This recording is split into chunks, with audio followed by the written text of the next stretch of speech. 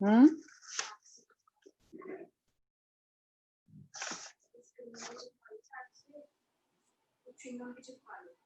ऐसे ही रहने दो।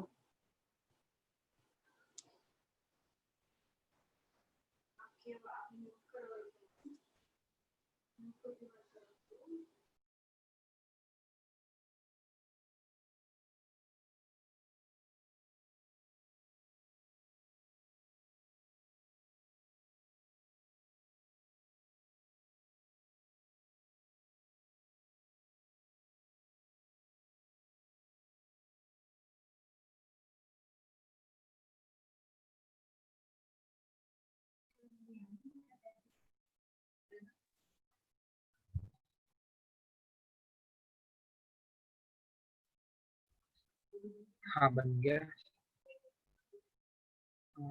आर्किटेक्ट एक मिनट, और क्या हुआ है?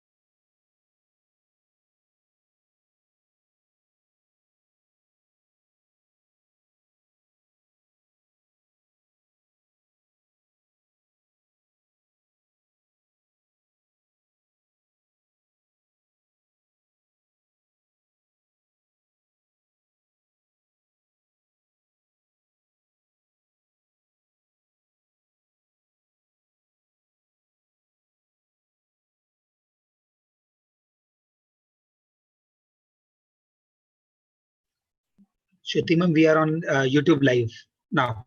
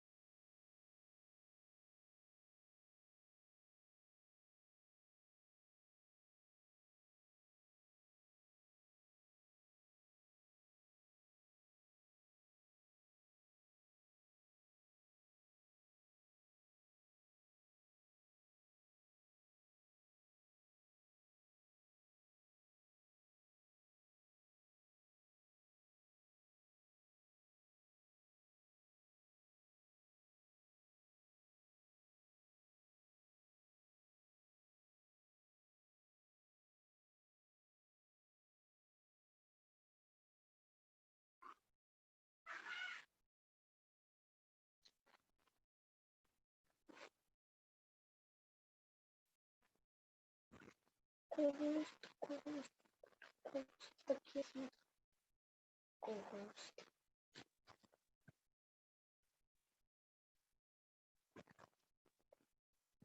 डॉक्टर मनोज चौंधरी. हाँ तो मैंने सर्टिफिकेट दे दी. चल हट यहाँ से.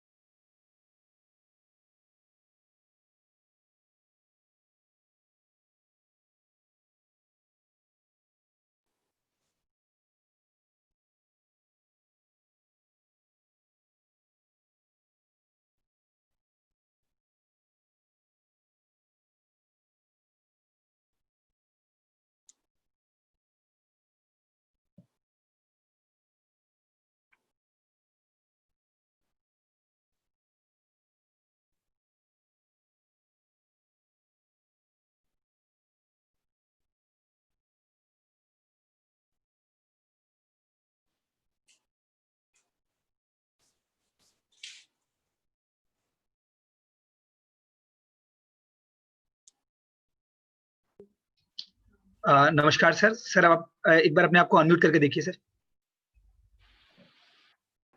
Hello, are you able to hear me? हाँ जी सर, बिल्कुल। ठीक है, Absolutely. perfect, perfect. अब सर अपना स्क्रीन भी प्रेजेंट कर सकते हैं स्क्रीन भी प्रेजेंट कर सकते हैं, fine. जी। हम लोग सर YouTube लाइव पर भी हैं। अच्छा, YouTube, okay, fine. Let me share screen, right? Okay, I'll Recording. be able to do that. Okay, perfect. Any other protocol that I need to follow up, Mr. Rakesh? Nothing sir, you Nothing. can start. Okay. So at 4 o'clock we sharply 4 start. o'clock. 4 o'clock. Okay. 4 fine. o'clock we sharply start.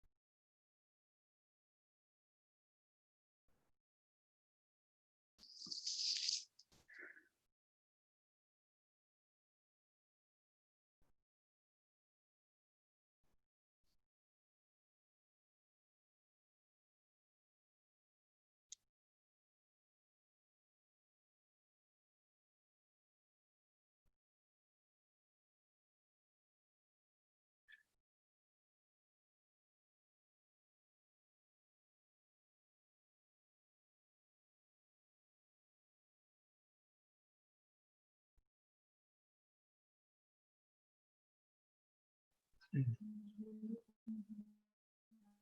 can start in another 1 minute. Sure.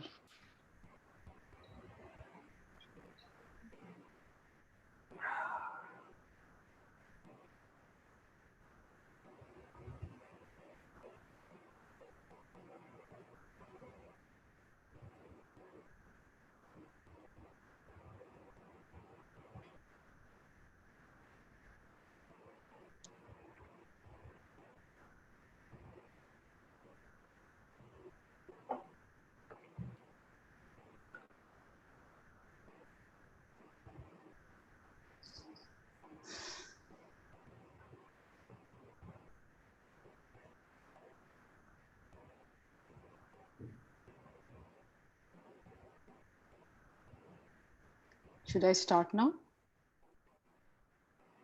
We can begin. Yes, ma'am, we can start. Okay.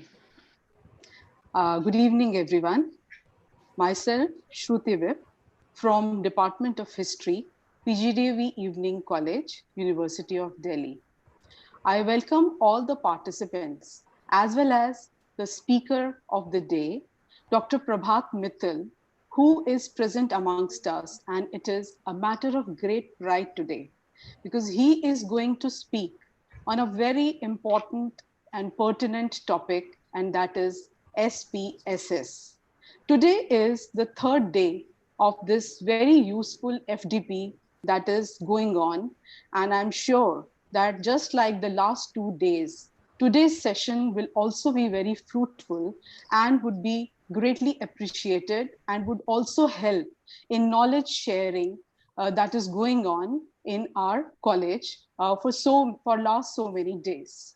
SPSS stands for Statistical Package for the Social Sciences, and it is used by various kinds of researchers for complex statistical data analysis.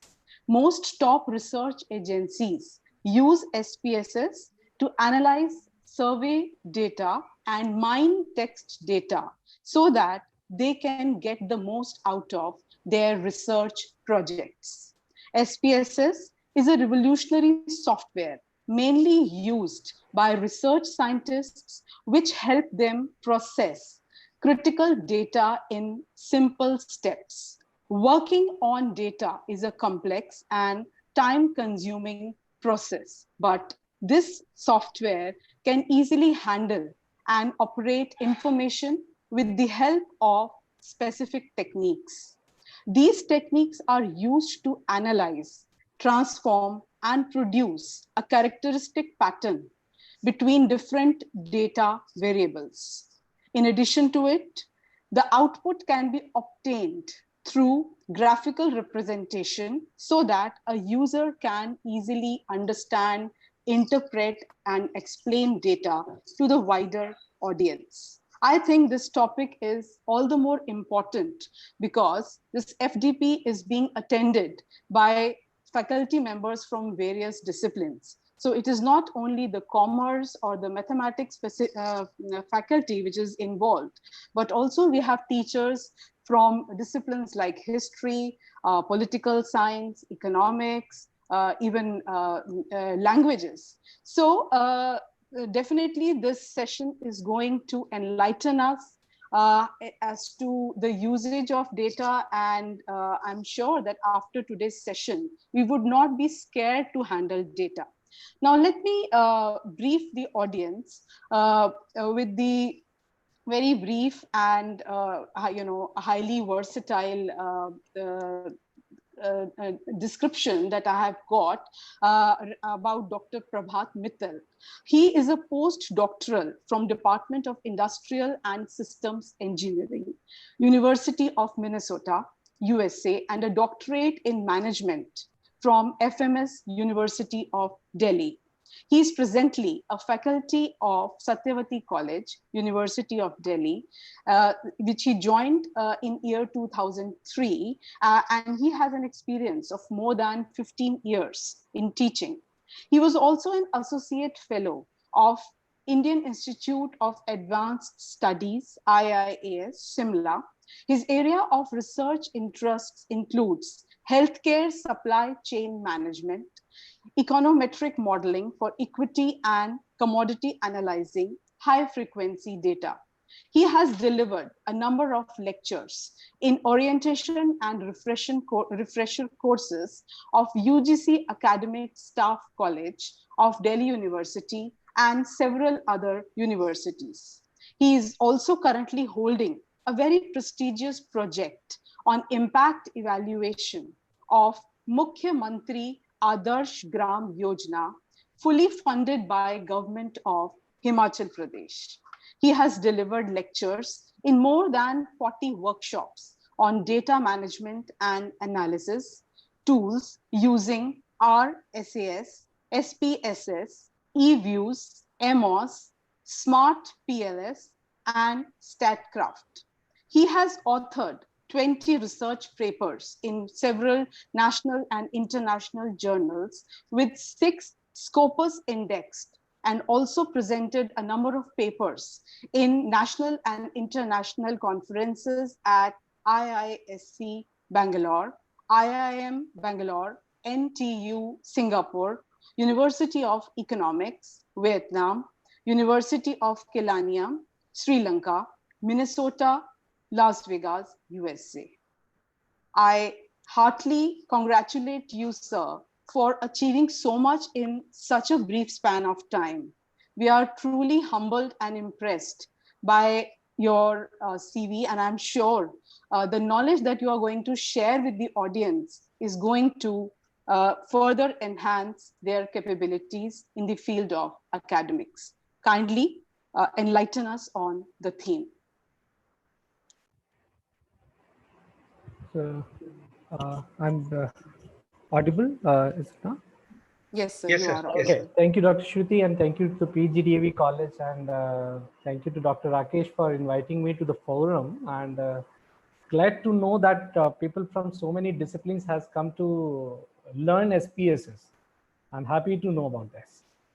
But I didn't know that when I thought is Dr. Rakesh is inviting, so I thought is that people from commerce will be there, but probably I'll take up this as an interdisciplinary matter and will not go into that advance, but probably try to take up the statistics with SPSS, and particularly as been told that to discuss testing of hypothesis. Okay, so can I start sharing the screen without making a delay? yes, sir. Yes, sir. You can Right. share. Right. Okay. Thank you so much. Okay. So let me first confirm that whether my screen is visible, and is my screen is visible? Yes, sir. Okay, that's fine. Okay. So before starting with SPSS, and generally when we talk about any statistical software, we always keep on thinking that are we here to learn this statistical software? And few people argue that running a statistical software or doing some operations of statistical software is something of pushing a button. It's nothing much. So what we are all here is to first of all let us know what application we have and where is we require an SPSS. As Dr. Shruti introduced that SPSS is statistical package for social sciences. Okay, now statistical package for social sciences, the moment I say social sciences, so this primarily focused on analyzing particularly the public opinion, attitudes and behaviors. So it is not the software for last 5 years. It was built in 1968. And now in 2009, when IBM acquired the entire SPSS from New York Stock Exchange, now it is called IBM SPSS. And the latest version, I'm glad to inform that this is at the latest, they have reached now SPSS 26.0, which they have launched in April 2019. Now, so if you see the journey of this software, that statistical package for social sciences, so it was primarily focused on analyzing this kind of thing, and primary survey analysis was best used on SPSS. So my idea is the same. Why not I can analyze one of the questionnaire that I do prefer doing a primary survey analysis. When we talk of primary survey analysis, everybody says is that used to say, why not you construct a structured questionnaire, and a structured questionnaire will be collected, the responses will be collected, and that will be taken to some software. So some people used to take that data first of all to Excel, whatever they wanted to record in Excel. Why this Excel is being so popular? Reason being the Windows popularity came in 1996. So the moment the Windows started getting popularized, the MS Office started followed the same. So moment I ask somebody to write a letter, they always follow that, let's write it in MS Word. When they ask for writing a data or any value for computations, then they always open the Excel first. And once the Excel comes in, then they come to SPSS or something else. But possibly what you will find, what I'm going to show you now, that there are so much of work that we can do on SPSS that possibly that Excel or other softwares cannot do. Secondly, since the focus, the area that need to focus, that I was told that some testing of hypothesis techniques have been discussed theoretically. So I would focus on testing of hypothesis techniques and how this testing of hypothesis practically can be solved using SPSS. Okay. So let us first of all build an application. Now, when I say an application, because software will be easy, you will understand. First, we know that what is to be done, then certainly you would be glad to see that software will help us in computations. Okay. Now, if it is a questionnaire with you that you are trying to go for a primary survey analysis, let me have a very simple questionnaire. That, of course, you can have other softwares as like this one, questionnaires. You can have bigger, like uses of mobile phone in college premises. You have these many questions that what kind of mobile connection you have, what is an approximate cost, how long are you using a mobile phone. This is an interdisciplinary. I can't say that this belongs to commerce, but when I talk about a mobile phone usage, or when I say interpersonal relationships with social media, these kind of primary survey analysis today among the academicians, among the research scholars, is for every discipline. I cannot say that history, pol science, everybody can do it. So I'm interested in analyzing such. So to begin with, to understand both of it, I have a very simple questionnaire first to discuss about it. I build up a questionnaire of eight questions, and these 8 questions I asked for many respondents. I asked for, let's say, I could ask for 50 respondents. The sample size I could have for 500, I could have for 400. Now, I asked the name of the respondent. I asked, what is your age? I asked about gender. I asked about the education, that whether you are illiterate, primary, secondary, or graduate. I could have added more categories. Occupation, I could, of course, I understand that this questionnaire could have many categories, many questions, but currently whatever the questionnaire, I'm fixing above that, and I'm trying to understand how I can analyze this particular questionnaire with the help of SPSS. Okay. Marital status, yes or no? What is the height of your height in centimeter, and what is the price of the car that you own? Okay. So what you have done is, once this questionnaire has been built, I do agree this questionnaire could have been improved, that this questionnaire may have some mistakes in, if I talk about the category part, or if I talk about this should have included in something like that. Okay. So I took this questionnaire, a small questionnaire, and I distributed amongst some of my respondents. I collected it back. Okay. I started receiving the data, and the data was in this form. Of course, I am understanding that this data was in a paper form, and this was my data. This was my data. Okay. This was my data. Okay. This was my data. Right. The first primary thing is that I need to understand about this questionnaire. What this questionnaire, what is we are going to analyze if this would have been my questionnaire. If this would have been my questionnaire means that if I would have been analyzing in some small questionnaire, let's say 8 questions, what I am interested with analyzing, I may be interested in how many males and females is in my complete data set. Okay. How many illiterate, how many primary, how many secondary, how many graduates are there. Okay. Second is that I may be interested in knowing how many males with the primary past? How many females with the graduate past? These are some questions. Okay. Now there are some questions like, what is the occupation of male? What are the different occupations of a female? This could be the different question. Okay. Now, can I know the occupation? There is another research question. Can I know the occupation according to the different age categories? That is, how many of housewives are there in 20 to 40? How many skilled workers were there in 41 to 60? Something like that. Okay. So I can have a voluminous questions based on these only questions. Okay. Voluminous research questions I can build up on these questions. Okay. Now, first thing what I'm going to do is, there are steps that I need to follow. The first is that the data that I have collected this data. I collected this data. I collected this data. This is a paper form. I'm showing you in a computer in the Word format that this was the data. Otherwise, had this been in a paper form, so there had been these 10 pages, because these are 10 responses. There should have been 10 pages, and these 10 pages would say that there are 10 respondents to your questionnaire. Okay. Now, first thing what I'll do is I'll open SPSS and I'll try to bring this data into SPSS. Okay. And since I'm focusing on the testing of hypothesis, slowly 5 minutes, I'm going to that testing of hypothesis also. So what I have done here is, that I have brought this data over to SPSS. You just open it and you can make a code of 1212, and then this data can be there.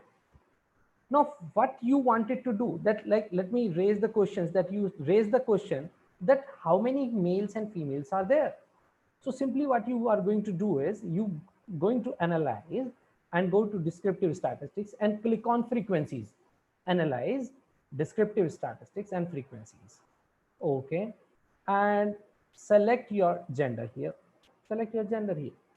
That means you wanted to calculate the frequency of the gender. You wanted to calculate the frequency of the gender, and immediately you will find the results in the output file here.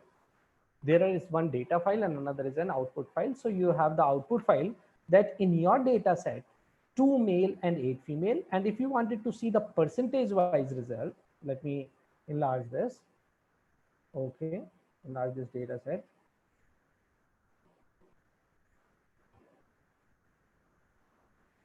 Okay. So what is this table telling? That 20% in your data set is male, 80% is female. So what I have done is, first of all, understanding the questionnaire, I shifted my data from physical form to SPSS and started analyzing it. Okay. I started analyzing descriptive frequencies. Similarly, let me raise other questions. The second question I raised is that in case if I wanted to find out how many male are primary, that means this is involving 2 variables. That is, I wanted to study gender as well as education. Just now what I have done,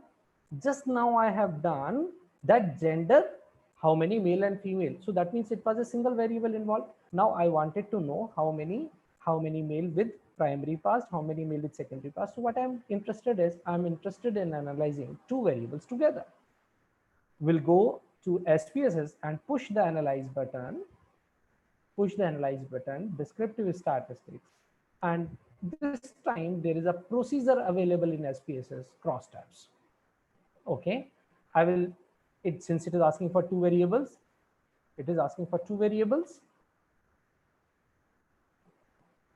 and I want the answer in percentages. So I click on this also. There are options available in buttons. Okay. Now this is the result has come in. So quickly we are receiving the result from using SPSS. Okay.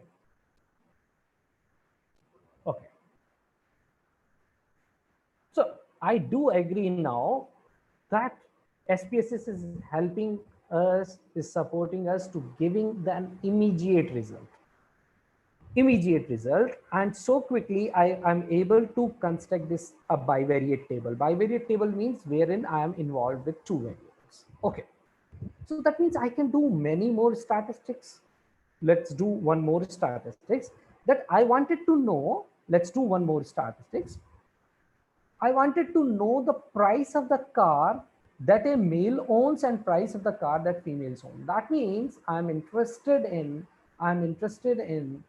that average price of the car that a male owns and average price of the car that a females own. Okay, so what I can do is, this time again I'm involved with two variables, but the procedure will be different, and procedure I'm going to adopt is explore. Okay, explore. Okay, so price of the car, I wanted to calculate price of the car according to the gender, and let's say okay, price of the car according to gender. We are waiting just section second, we'll get the results. Yes, okay, this table saying that average price of the car that a male owns is 14,999 while female owns a car of 20,162. Now what I am so far been discussing, let me review and let me make a kind of a summary of what I said in last 5-7 minutes, that if I wanted to compute a frequency measure of simple gender, I can go for analyze descriptive statistics and frequency is done. If I wanted to compute something between two variables, among two variables, then I have to use crosstabs. So let me write down over here some notes over here, because slowly I'm to move on to my testing of hypothesis. So what I'm doing is analyzing one variable, and what I have used a path analyze descriptive statistics and frequency. I use this. Okay, so I wanted to analyze one variable and I used this procedure. This is the procedure. This is the procedure.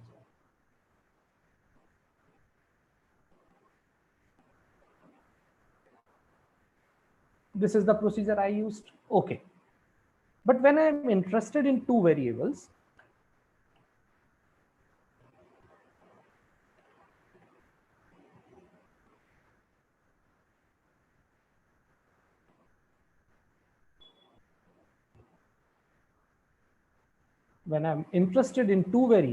I went for crosstabs. Okay. So let me write down the first question that I raised, question 1, research question, to know the education qualification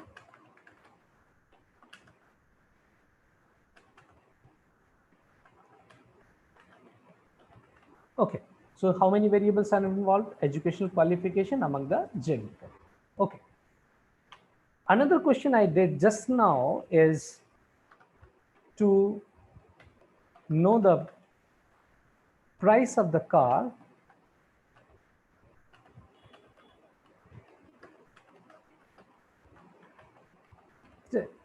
again. Please know that this is involving two variables. Of course, you could do some questions on single variable also, that is how many males, female, the gender separately, you can do for qualification separately, you can do for occupation separately. But moreover, I am interested in to know the educational qualification among the gender category, to know the price of the car among the gender category. Okay, these are two questions. And what I have done is I used for this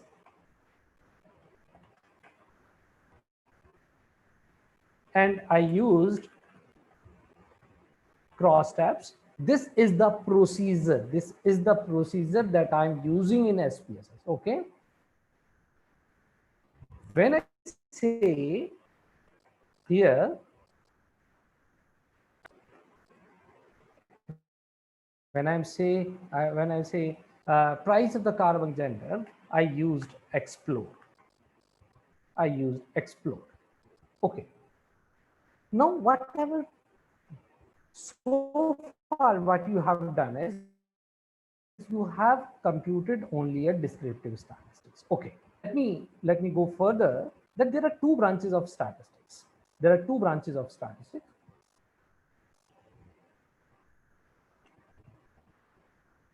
Two branches of statistics.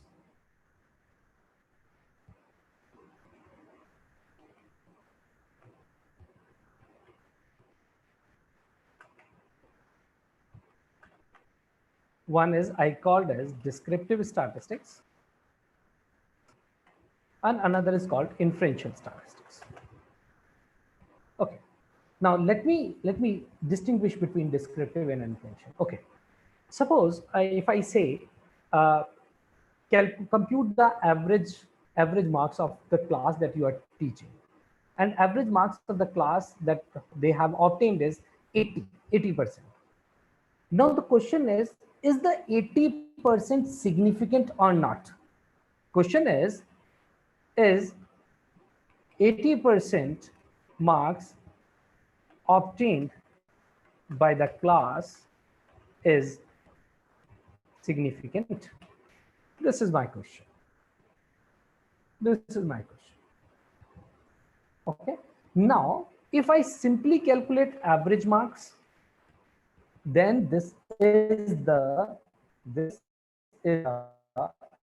idea of descriptive statistics. If I calculate average marks, if I calculate frequency, then I simply say that this is the average marks and this is the value. If you do it average, you calculate median, you calculate mode, you calculate standard deviation. What is this all? These all are descriptive statistics you compute. So whatever I have just done two things. I've computed cross tabulation. I computed explode.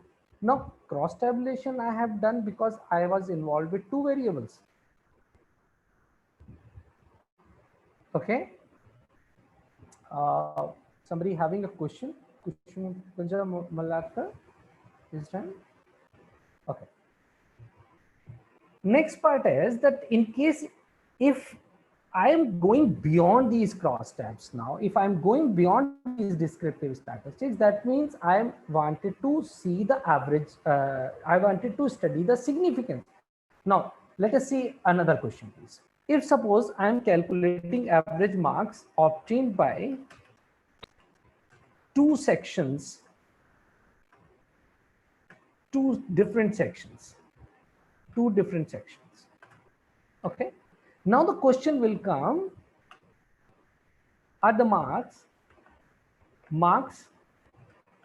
obtained by two sections, average marks obtained by two sections, I can say average marks obtained by two sections are significantly different or not. Why this significantly different? Because this is, I wanted to make some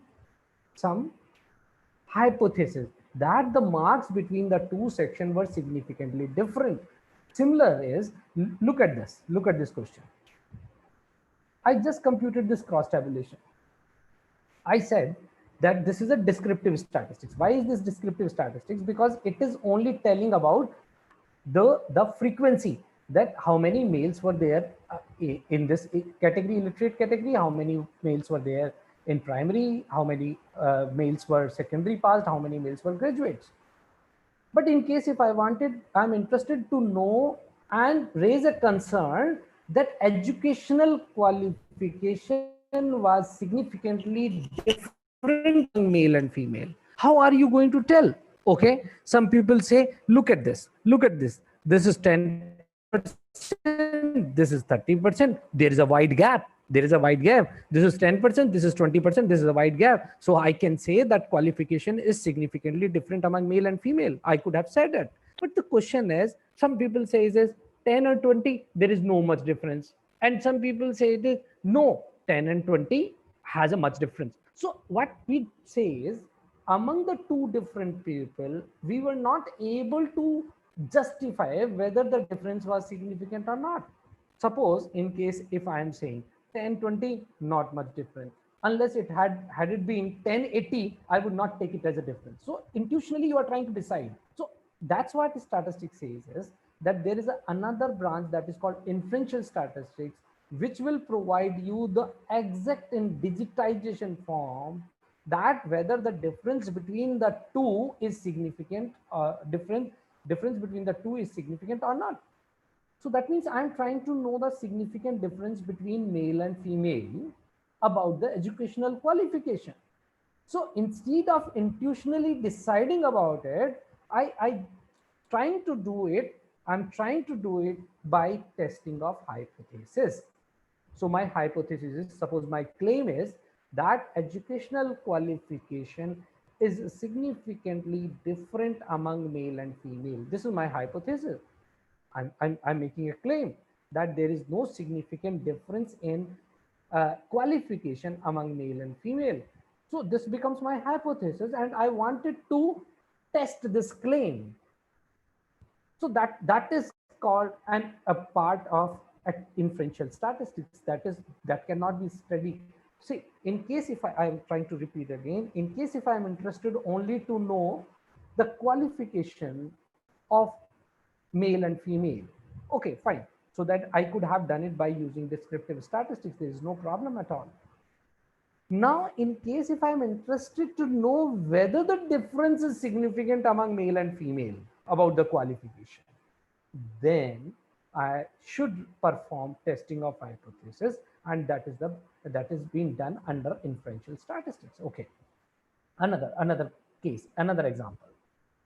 Now here, I was trying to compute what is the average price of the car that a male obtains, a male has. What is the average price of the car that is female owns? So, okay, 14,500 is the price of the car that a male owns. Perfect, done. Price of the car that a female owns, 20,160. Perfect. So this is a part of descriptive statistics that we have computed some statistics of it. We have computed some mean value of it. But my question is, how are you going to say that the difference in the prices of the car that a male and female owns are significant? Not. Somebody will say, so look at it, look at it, 14,000 and it is 20,000. This is a pretty good difference. When you say that this is a good difference, you cannot decide it intuitionally. You cannot say it by just because at this time some researchers, academician will say no, 14,000, 20,000 is fine. There is no much difference. Some people say even 18,000, 20,000, they will say there is a much difference. So I'm coming to the application of to test these kind of hypotheses. I'm interested in learning about testing of hypotheses using SPSS. Okay. Back to my questions, and I'm starting with testing of hypothesis, and what I am interested in. Okay, let's say doing this one. What was my first objective? My first objective is to find out the association between gender and qualification. The same I could have said is to know the qualification among the gender category, or if I say to find the association between gender and qualification. This is a very common question, and most of the people who start their demography profiles by any questionnaire, they always look at what is the gender role in the qualification, what is the gender role in the income, what is the gender role in this and this. So this is the first question that I raised. Okay, of course, I could do it in descriptive statistics, and just now I showed it that I can use it by crosstabs. Now, but my question is for today's agenda is different. Look at this. Is the association between gender and qualification is significant? So what is the inferential statistics? How I'm going to do it? Okay, let me raise another question. To explore the price of the car according to the gender categories. Oh, that we have done. I understand I did it a little faster because I have to go for my agenda of the today's session, that is testing of hypothesis. So I performed this. This was a descriptive statistics. But what I'm interested for today, I'm going to tell you about this one.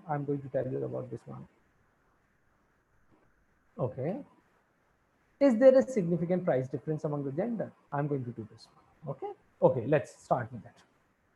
First of all, I need to understand the technical part, little technical, not that much, please. What test I'm going to apply?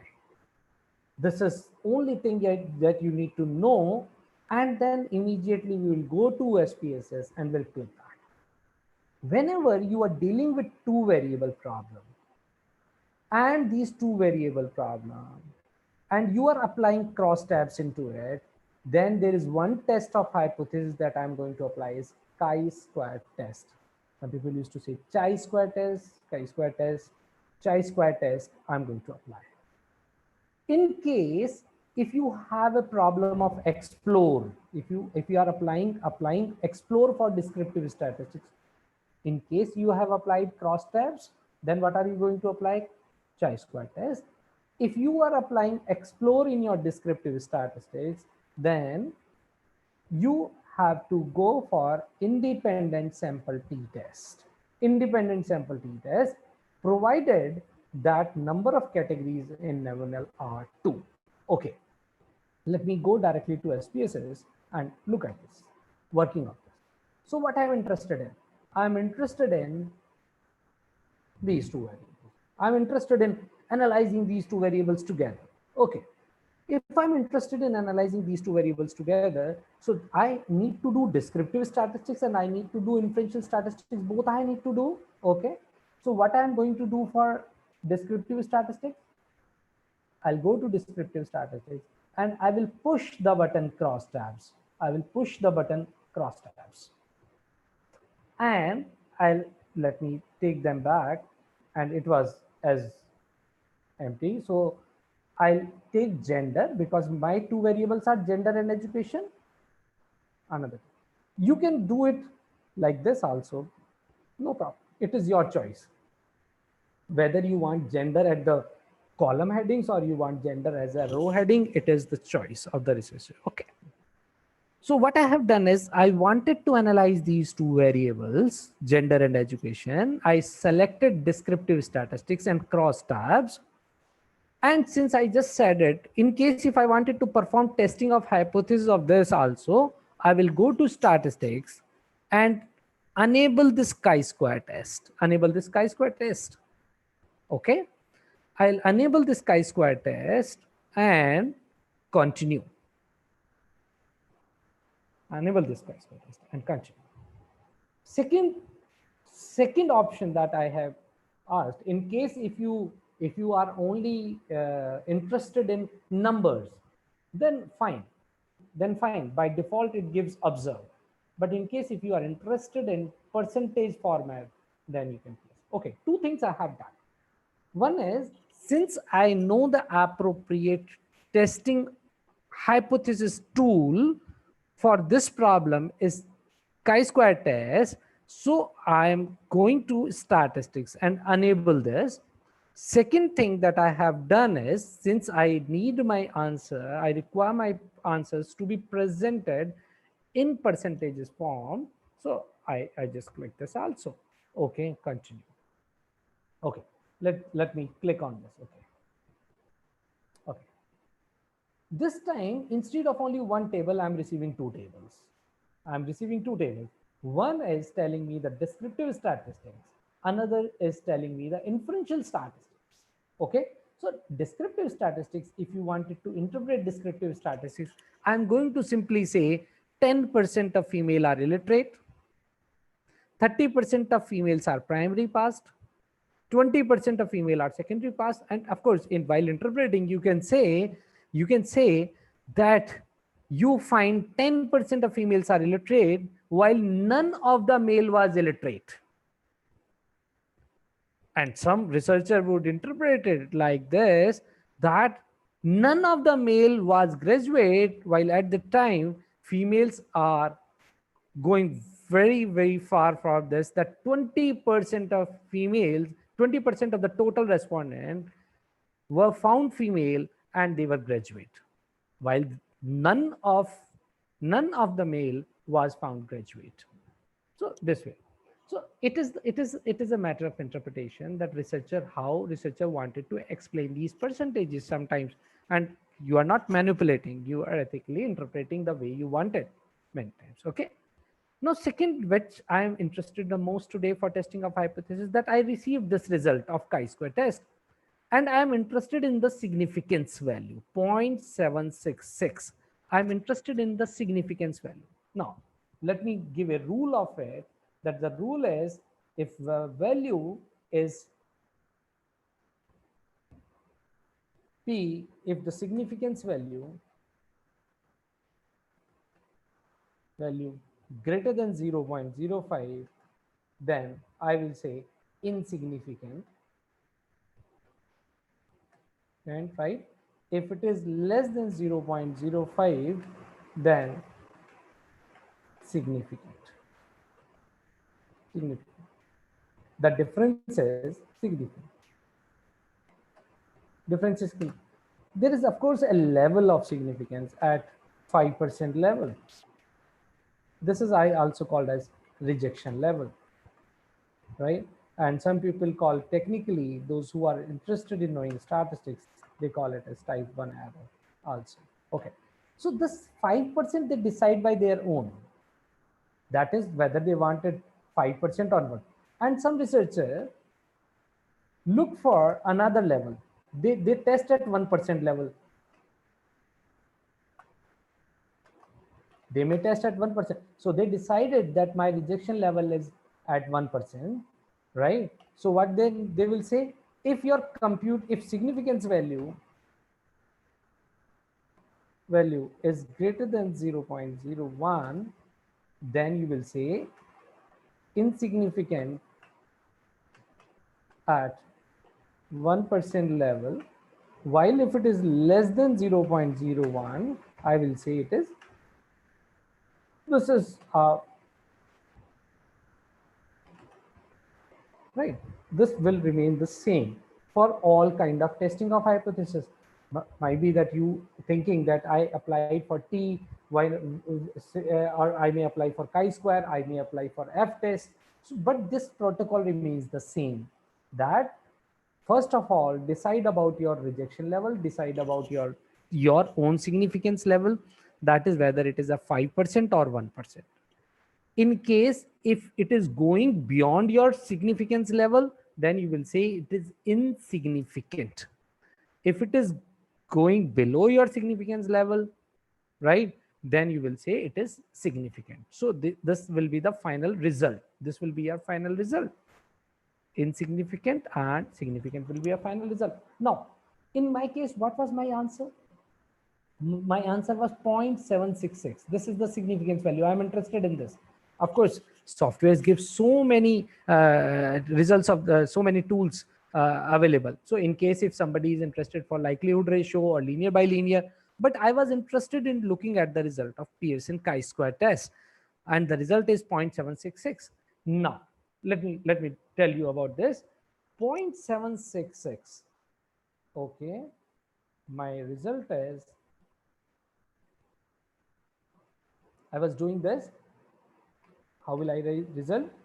Computed significance value is 0.766. Okay. Now, how will I write the result? Since 0.766 is greater than my significance, I will say that we conclude that qualification is not significantly different among the gender category. Among the gender, simply among the gender. When I say not significant, I could say insignificant is found insignificant. Insignificant among insignificant, I can say insignificant among gender. So that means what my conclusion is, that qualification is not significantly different in male and female. How I concluded that? I found a simple value, significance value. Since it was greater than 0.05, I said that it is insignificant. So gender is not significantly different due to qualification. Qualification is insignificant among male and female. Okay.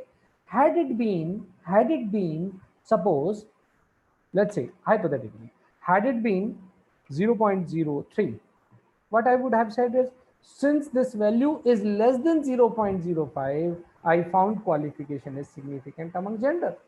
So simple. Okay, no problems. Let me move ahead.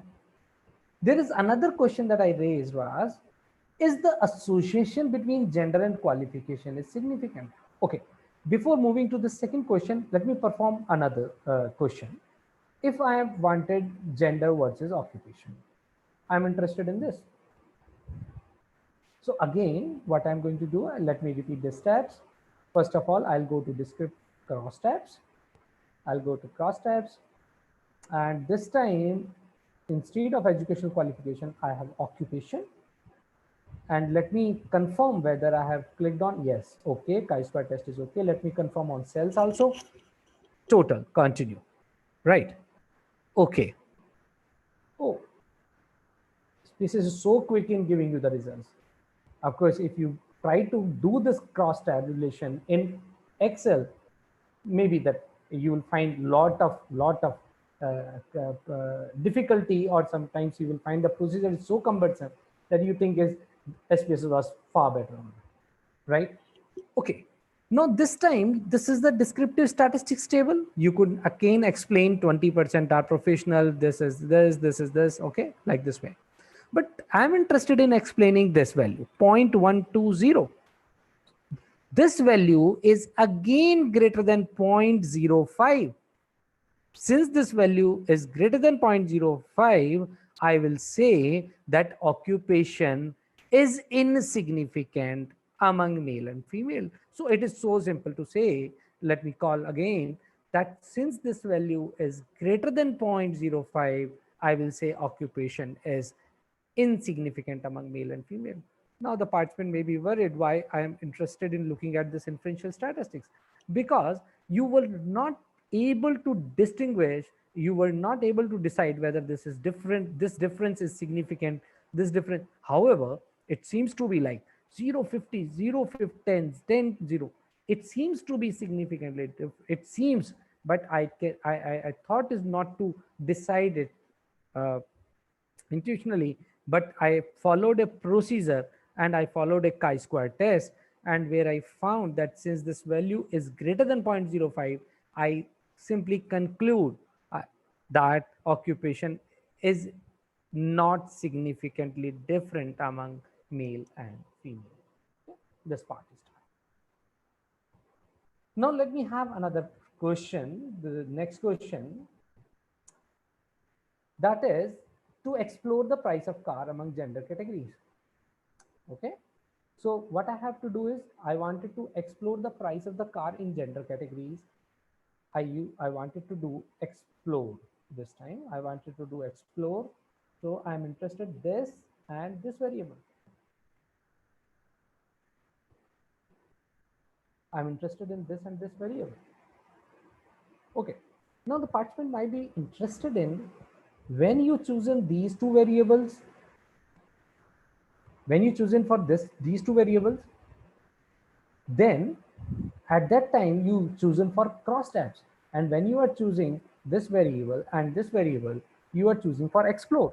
Reason being the type of scale used. Type of scale means whenever a variable, in simple words, whenever a variable has factors in it, whenever a variable has categories in it, like this has two categories, male and female, this has four categories, illiterate, primary, secondary, graduate, this has four categories, this has two categories, but this variable doesn't have categories, this variable doesn't have category. So let me distinguish clearly. Whenever a variable has categories in itself, whenever a variable has factors in itself, then I call this variable as nominal variable. I call this variable as nominal variable. So this was nominal, this was nominal, this was nominal, this was nominal. These are nominal variable, and of course this is also nominal because this has categories, this has groups. Having categories, having groups, having factors, then I call it as nominal. Of course, name I do not want it to analyze, so I'm not doing anything with the name. But height and price doesn't have any categories. So I will not call them as nominal. I will simply call them as a scale. So this is nominal, this is nominal, this is nominal, this is nominal, this is nominal. But clearly this is a scale and this is a scale. Now, to be very clear now, right? When I'm considering two variables and both variables are nominal, I'm going to apply crosstabs and test of hypothesis will be used as chi-square test. Chi-square test. Okay. But when I'm using a nominal and scale,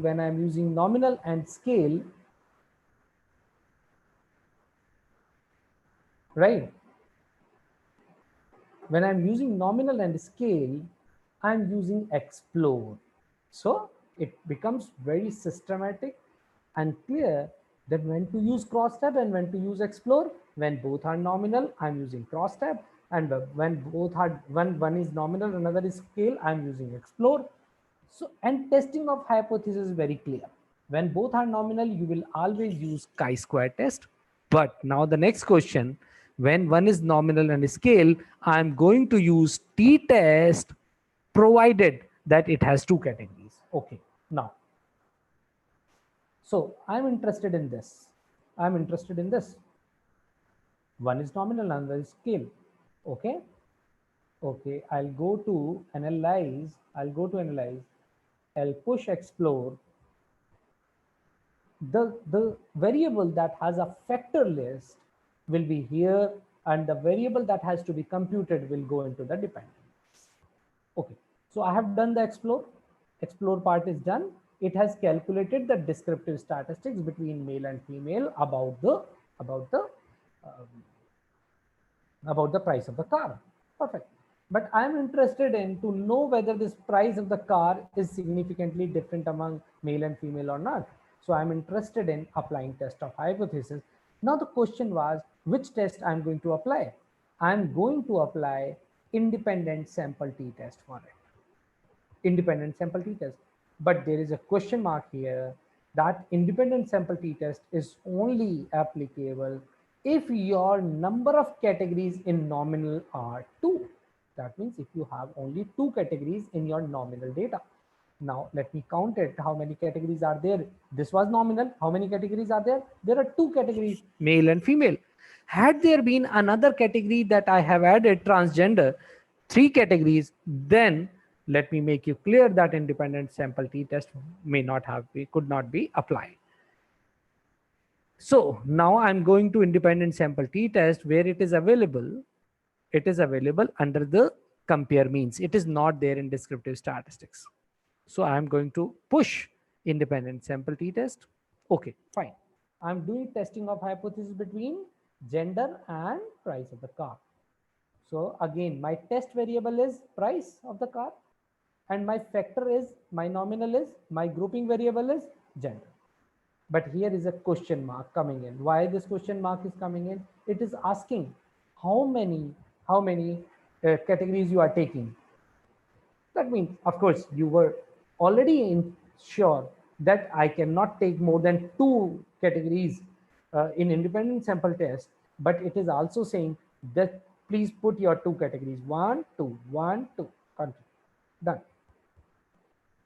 So that means your procedure is ready to give you the results, to give you the outcomes. Okay. Oh, results has come. And where I am interested in the entire table? I am interested in the entire table with this value. That is the significance value, 0.293. If you wanted to go for more statistics, there are different interpretations of these all. But currently, since I just wanted to test the hypothesis, this 0.293 will perfectly provide me the conclusion of my results. Okay. Now, what I am going to write down here, since significance value 0.293 is greater than 0.05. It is greater than 0.05. This is my this is always an assumption, 0.05. Some people assume for 1%, some people assume for 5%. So what is my conclusion? We conclude that price of the car is insignificant a month. You can write male and female since there are only two categories. Done. It is also insignificant. Okay. Now let me go for another question. Now my next question coming into, why you always find gender versus price, gender versus price? Let's do it with education. Education versus price. Okay. Education versus price. Now what is going to happen? One is nominal, education is nominal, and price of the car is scale. One is nominal, another is scale. So you will do, right? Let me write down this question here in my Word format so that I can give it to you later on for your reference. Okay, what we have done. Okay. Okay, look at this one. Instead of occupation, we are working on qualification. So we are interested into studying about qualification versus price of the car.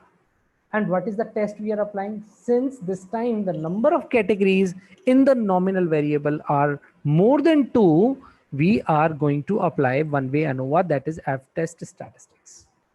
I'm going to apply F-test statistics. Okay.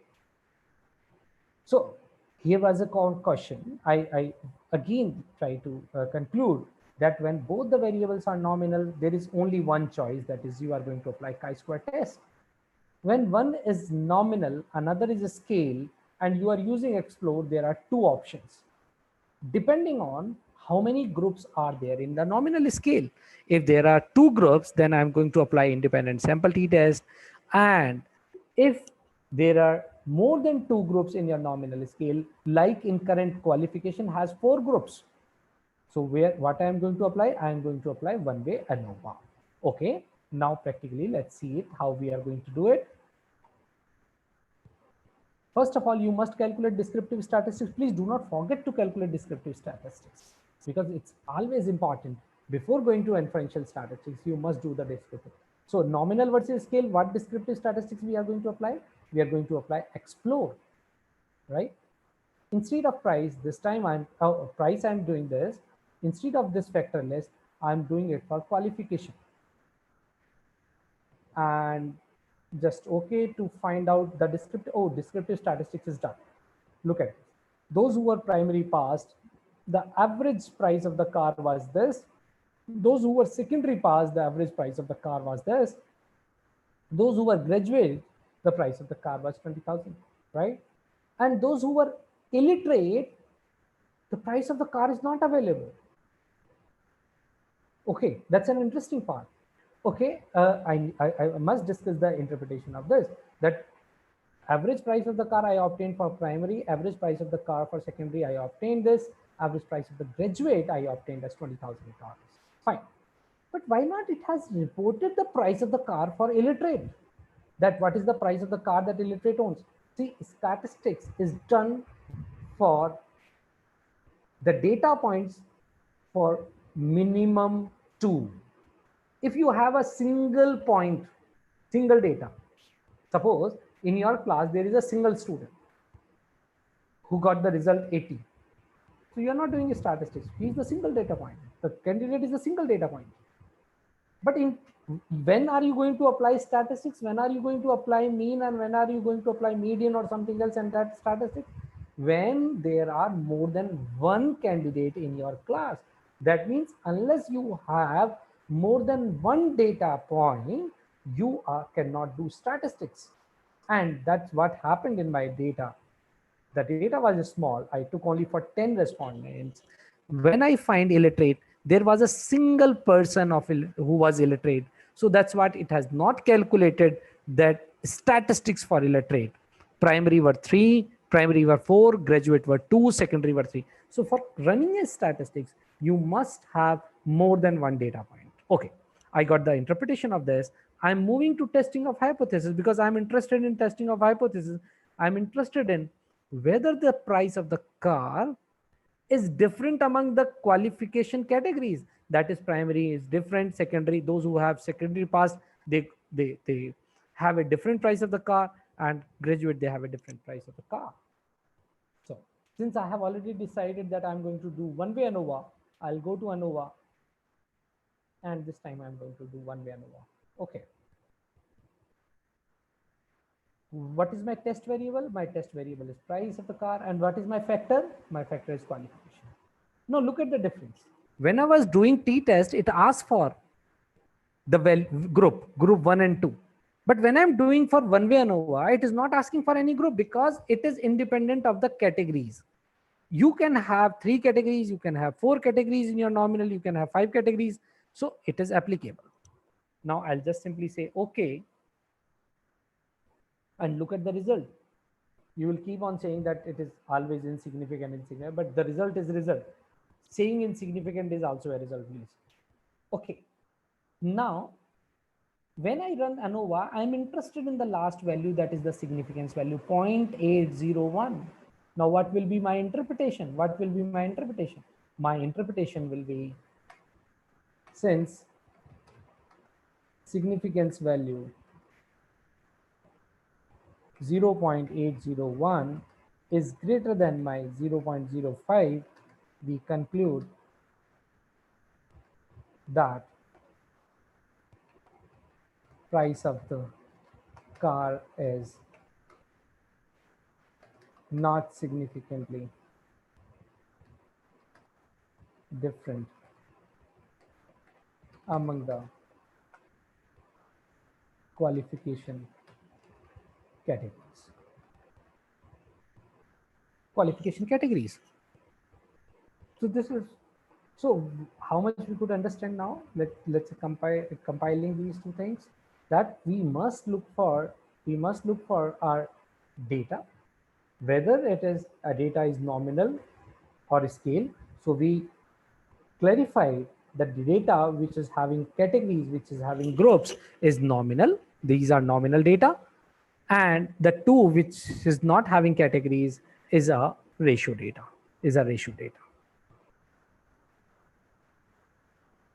Okay, now next is, if you are running with nominal versus nominal, let me conclude, nominal versus nominal. If you wanted to run descriptive statistics, you will use crosstabs, right? If you wanted a nominal versus nominal, like this, nominal versus nominal, you are using crosstabs, and the test of hypothesis that you are going to use, is test of hypothesis chi-square test. But in case if you are using nominal versus price of the car, that means nominal versus scale, that what descriptive statistics were using? You were using descriptive statistics as explore. Okay, and the test of hypothesis that you used was t-test or f-test. But particularly t-test, when to use t-test? I'm using t-test when the number of categories, number of groups in the nominal are 2, like this. If I'm doing this, I'm using t-test. But if I'm doing this, I'm using one-way ANOVA. Okay. Now, so far, whatever I have discussed, let me take up some questions so that I could go ahead with some more ideas about it. Okay. Can I have questions, please? Yeah, Shruti ma'am.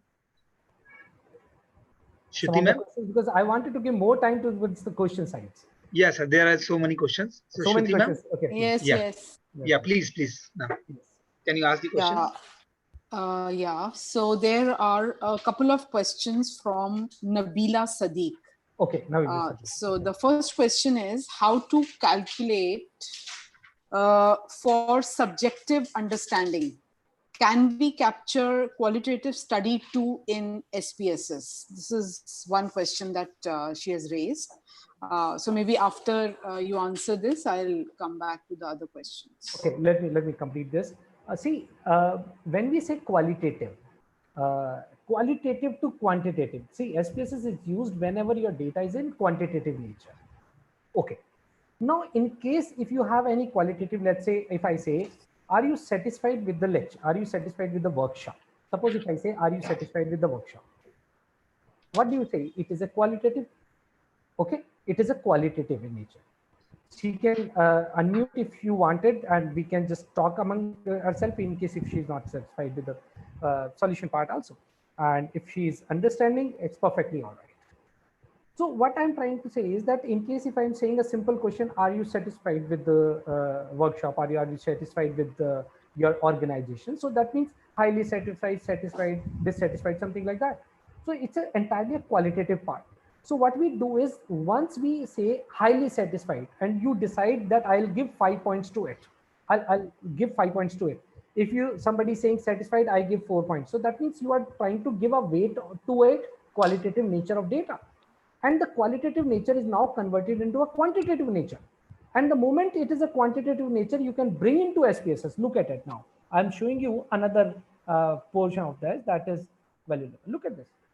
It was basically a quantitative data when I brought into SPSS. When I say occupation, occupation is a qualitative in nature.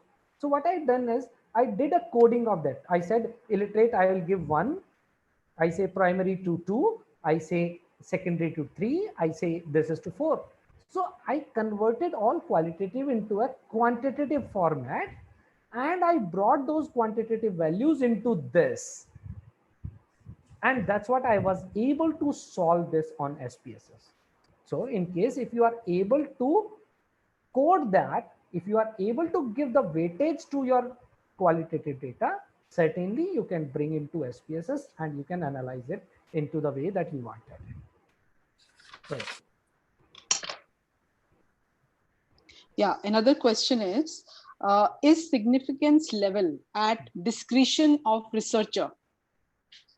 Oh, yes, it's a very good question. I would like to elaborate in a few points, right? Those participants are listening. Let me say, with the case, I'll try to explain. I'm going for an interview, okay? And there are 3 judges sitting in front of me, 3 judges, or you say 3 employers, or the team of the people who are interviewing me, okay? Somebody asked me a question, and I started answering. What is the behavior that you feel from the last 3 people, from the judges? One says is, no, it's entirely wrong. I am not satisfied. Second says is, no, fine, it's okay, you can improve.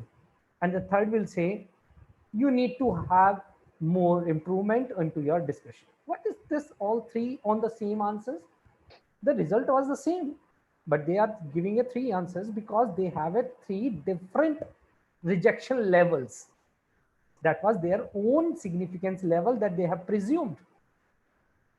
You had a different significance level in your morning time and you have a different rejection level in your evening time. So that means what is the significance level? What is the rejection level? What is the type 1 error? Like I assume 2, 5% and 1%. Since these are some statistical standard that you take 1% and 5%. But something, if you wanted to assume as 2% and 4% is a discretion, and it is at a discretion of a research scholar. And that's what in research methodology, before going to the results section, they have to define what is the significance level that a rejection level, that a research scholar is going to presume. Suppose they say, I am assuming 1% and 5% statistical standard. Some people says, is that 1%, I can take 2% and 3%. Look at it. I'm going to give you one example to it. So, and in testing of procedure, when I'm testing a procedure, it comes at a step 2 only before finalizing the conclusion. Currently, I'm taking 0.01 and 0.05. Look at this one. Significance levels.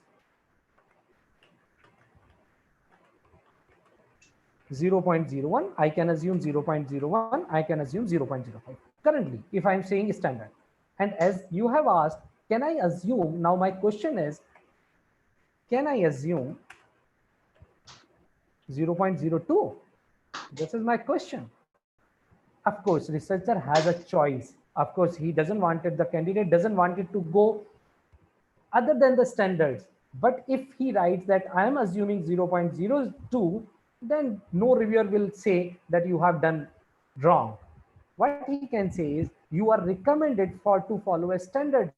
But in case if you have followed 0.02, I will say reviewer has no right to cancel it. And now I'm going to prove this part. Look at it. Suppose you received the result. Your result is 0.015. Okay. Now what is your conclusion? You will say, since 0.015 is less than my standard value, we conclude, what will be your conclusion? You will say significant. Significant. Why are you saying significant? I said, if the computed value, this is your computed value, please. This is your computed value. This is your computed value. 0.05 is your computed value and 0.05 is your assumption. Since your computed value is less than your assumption, I will say the result is significant, perfectly all right, because you are following a standard. But in case if I say this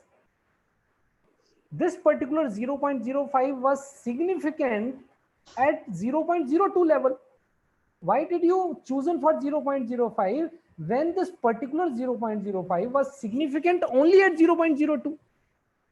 I mean to say, when it was perfectly all right that your value was significant at 0.02, why did you want it to say at 5%? It is significant at 2% level. So it is, I will say that you have a choice to select, and there are different significance level, but statistical standards, some of the research paper says that you cannot take otherwise 0.01 to 0.05. But I say perfectly, in case if you take other rejection levels like 0.02 or 0.03, the reviewer has no right to reject your finding. In medicine sciences, particularly, in medicine sciences, they take their rejection level not 0.05. They assume they decided their own that I'm going to test at 0.01, right? Okay. So if the candidate is satisfied, fine. Otherwise, we can... Another question from the same participant. Yes. How to do chi-square with research, which focuses on qualitative analysis, as there even 0.5% difference will matter? Oh, there are two questions that she has taken up here. One is that when I'm saying qualitative, 0.05 is your significance level, because you say that 0.05 is your assumption to test this. And of course, the second part is that qualitative, you have brought this qualitative into this. Qualitative, you have converted into a quantitative, and that's what it has come to an SPSS, like nominal versus nominal. And you run the chi-square test. You run the chi-square test, and the significance value is, if less than your assumption, then it is significant. If it is above the greater than your assumption, then you just say insignificant. Okay. So first part is how qualitative converted to quantitative. Second part is your assumption 0.05 or 0.005. You can assume it. Yes. Okay. Another question from Shweta is, if two variables are there, which test to apply? This is, I must conclude, I have been concluding that two variables decide about whether find out whether your data was nominal, then straightforward to chi-square test, right? And if your data is nominal versus scale, then there is a choice. I'm going to my Word file. I'm showing you here. I explained you that if it is nominal chi-square test, if nominal is scale, then you have two options.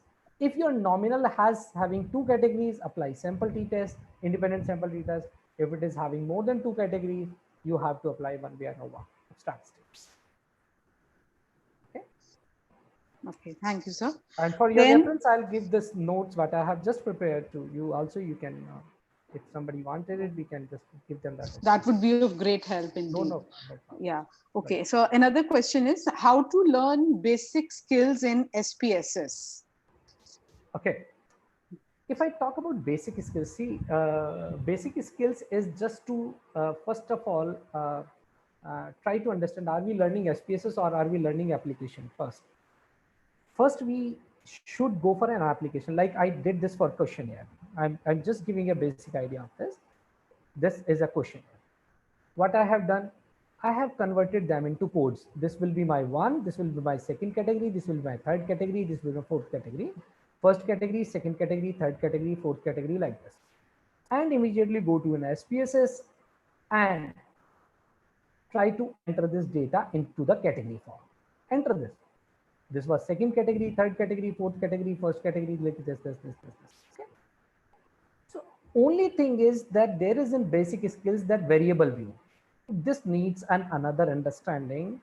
I would recommend that they can see the YouTube videos anywhere available, or they can look for some small package of that how this variable view is done, because this is a basic skills are required here. I understand that I focused on the analysis part. I did not focus how the data is entered into SPSS, and that I should have done if I could have given another agenda. So I could have discussed this part another. I can recommend that they can see a YouTube. It's very easy how to enter the data into SPSS. Some people did it. They open SPSS, and since this looks like a spreadsheet, and they start entering the data like this way. They start entering the data. But those who wanted to be skilled in SPSS, they first go into variable view and define the entire variables, then they come to data view. So only part that the candidate, I think, wanted to learn how to enter the data, and later on the analysis part is analyze and just push the buttons. Secondly, I can advise some YouTube and some small courses that they can, those who are focusing only on SPSS, they can join some course to understand the basic for data entry. But sure, analysis is same that what I have done. I have done analysis for basic analysis. I have done for this, and this will remain same. Only the candidate wanted to learn only how to enter this data, right? So another question is from Aditya. When value is insignificant, shall we reject null hypothesis? When value is insignificant. Now, this is a good question, Aditya. I appreciate your question, because I should take up in how to take up this significant or insignificant in case of null and alternative. Look at this one, please. Okay, look at this. Read this one. I just simply try to explain in a very simple manner whether it is significant or insignificant. Now try to understand in terms of an hypothesis process. Let me say your hypothesis is average equal to 80. This is called null hypothesis. I'm calling it as null hypothesis. Okay. I'm talking of irrespective of bivariate or bivariate data or univariate. I'm just talking of how this in case of I'm setting up null hypothesis. Okay. Now there is an alternative average not equal to 80. Okay. Suppose your computed p-value is 0.293. Okay. What is your result? Or let me say, if your computed value is 0.2, because many times I used on insignificant only. Since computed value is less than 0.05, we find it significant. So far I said it like this, we find it significant. Let me enlarge the view of this part. Okay. Another way to say this is, what is another way to say it? Okay, let me do this. I will say, since calculated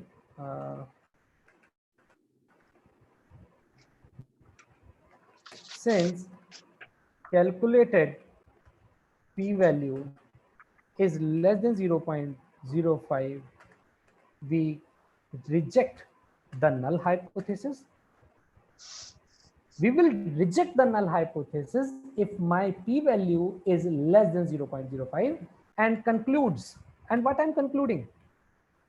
Concludes that the average is significantly different than 80. Average is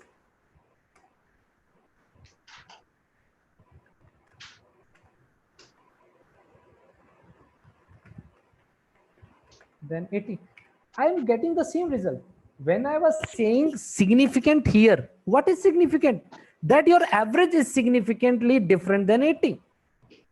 So in case if you wanted to tell in terms of hypothesis, you have to reject the null hypothesis in case your p-value is less than 0.05. Please note that. Okay. Yes, ma'am. Okay, so two more questions. Which is better, SPSS or MS Excel? Oh, I will just advise the candidate who asked this question to do cross tabulation and compute cross tabulation the way I have done so quickly using Excel. They may have to use some library functions of countifs equal to countifs and keep on doing and that. See, Excel is a general purpose software. It is done. While SPSS is a specific purpose for primary survey analysis. The features that you will find here is it's so large that in case of a survey analysis, you need not to go to Excel somewhere other softwares. Another is that when you look for a customized software, SPSS is sometimes like is a specific purpose software for social sciences and for primary survey analysis. They give a pre-created table formats also.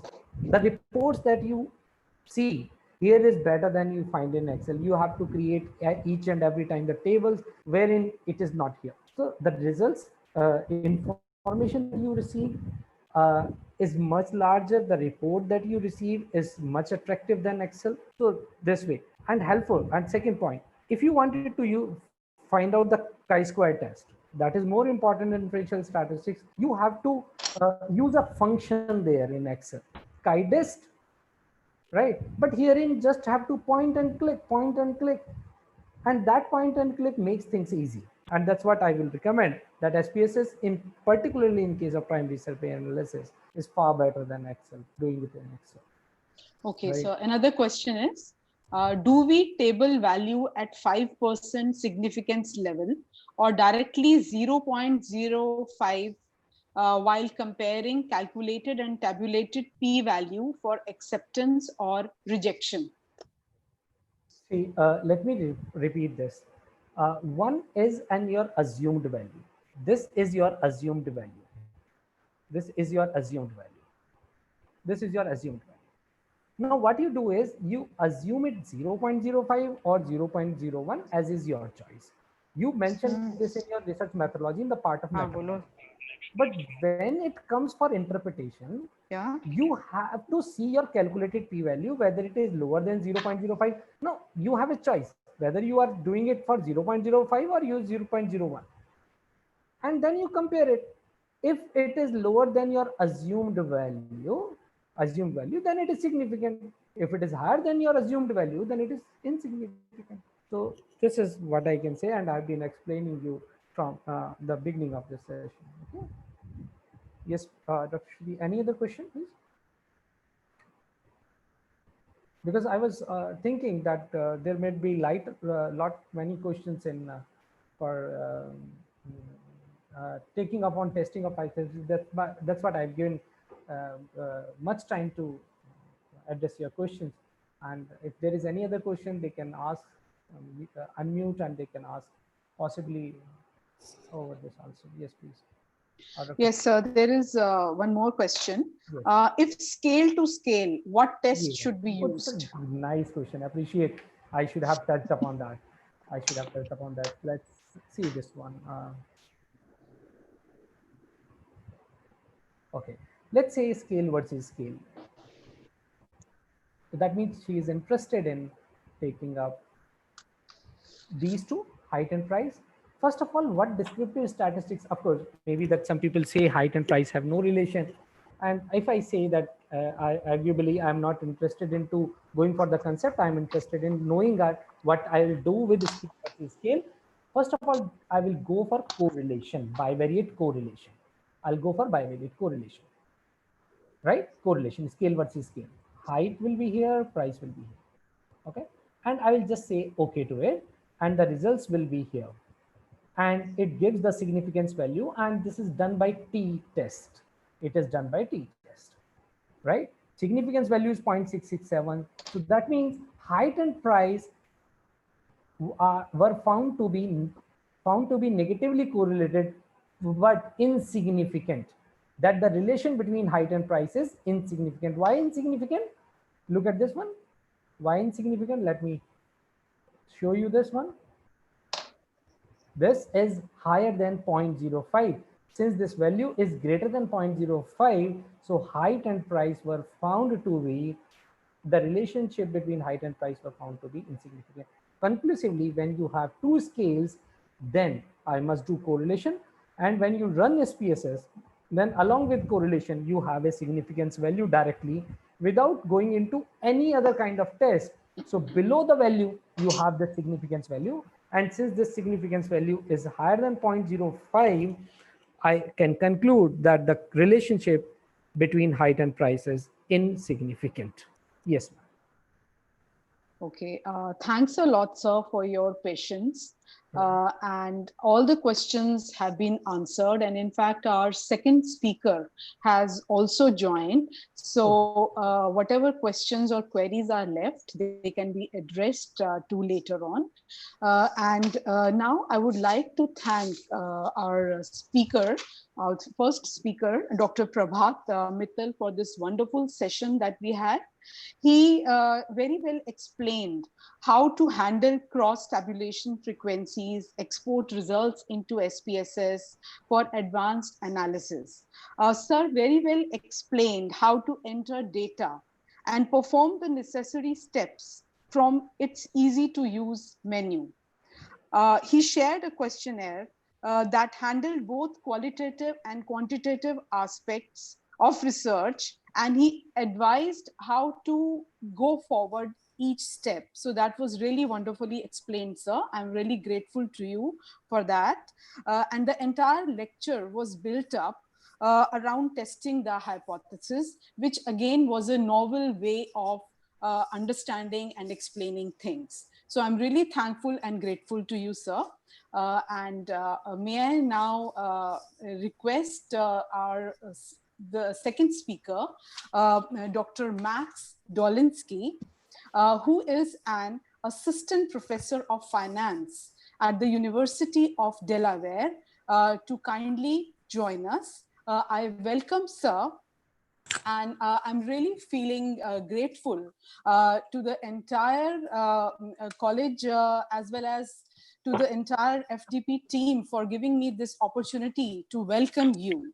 Prior to joining UDEL, Dr. Dolinski worked at Central Michigan University developing the Michigan Finance Scholars Program, which focused on preparing students for top jobs in the industry.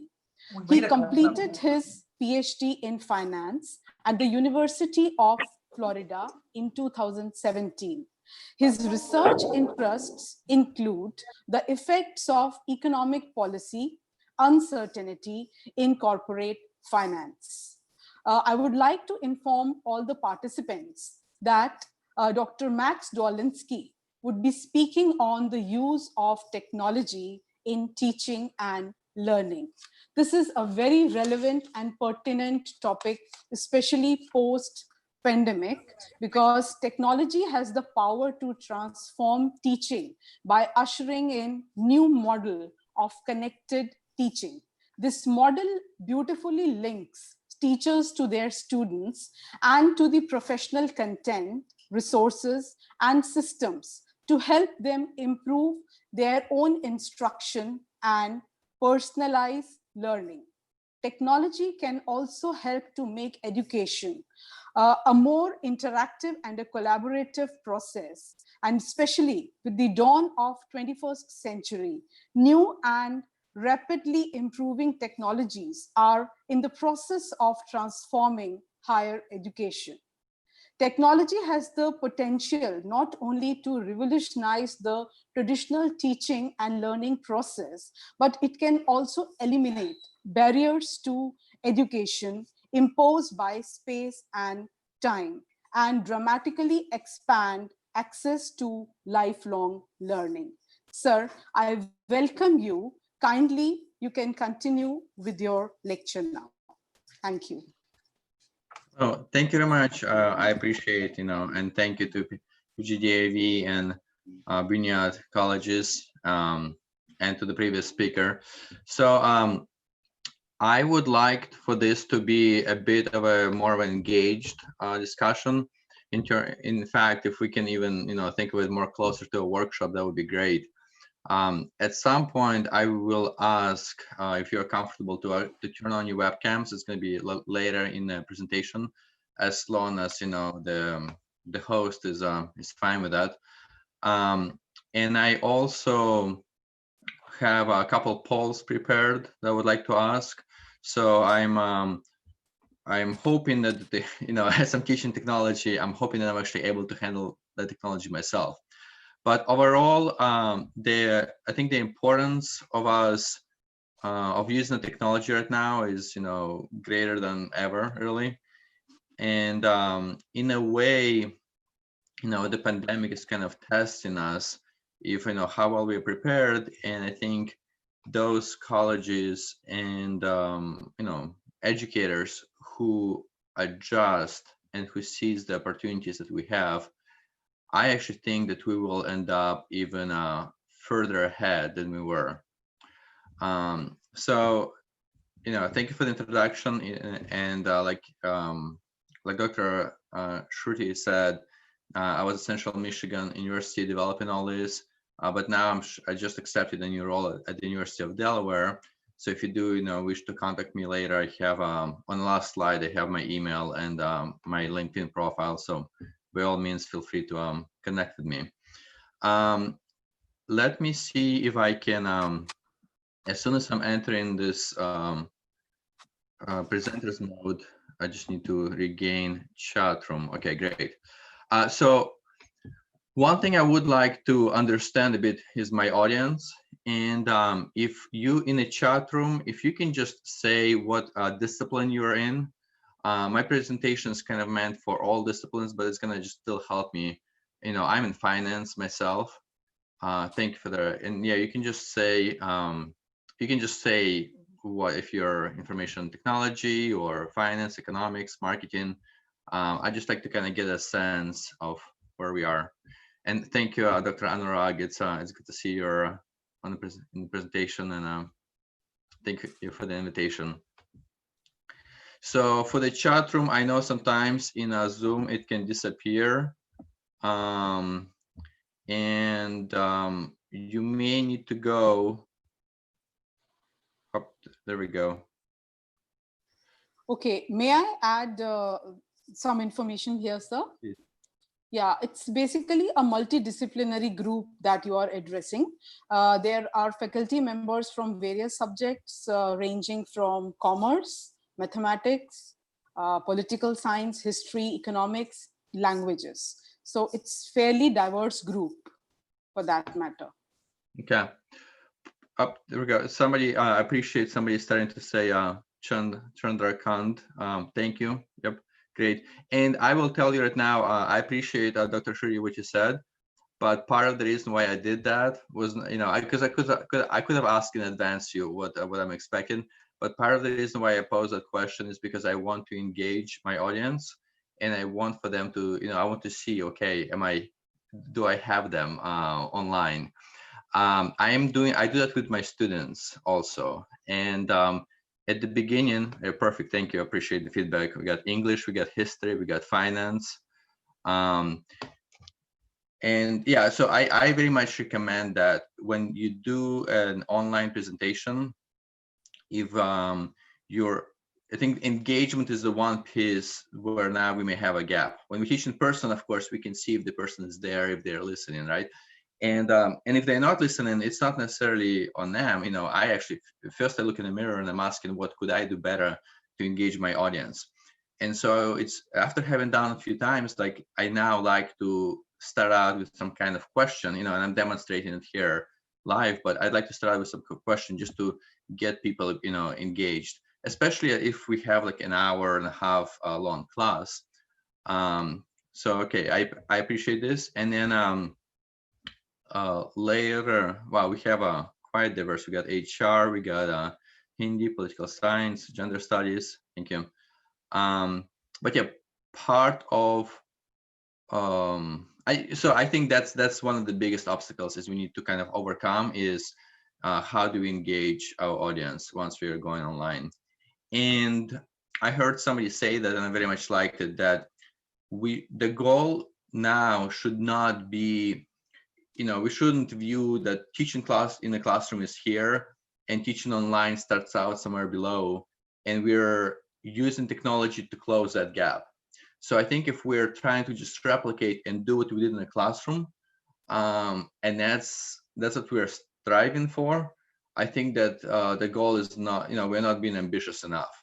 I think shifting online and with all the technology that's out there already available and more is becoming available, we should think of, wait, teaching online, we can be over here. In fact, let's not pursue trying to duplicate or replicate what we were doing.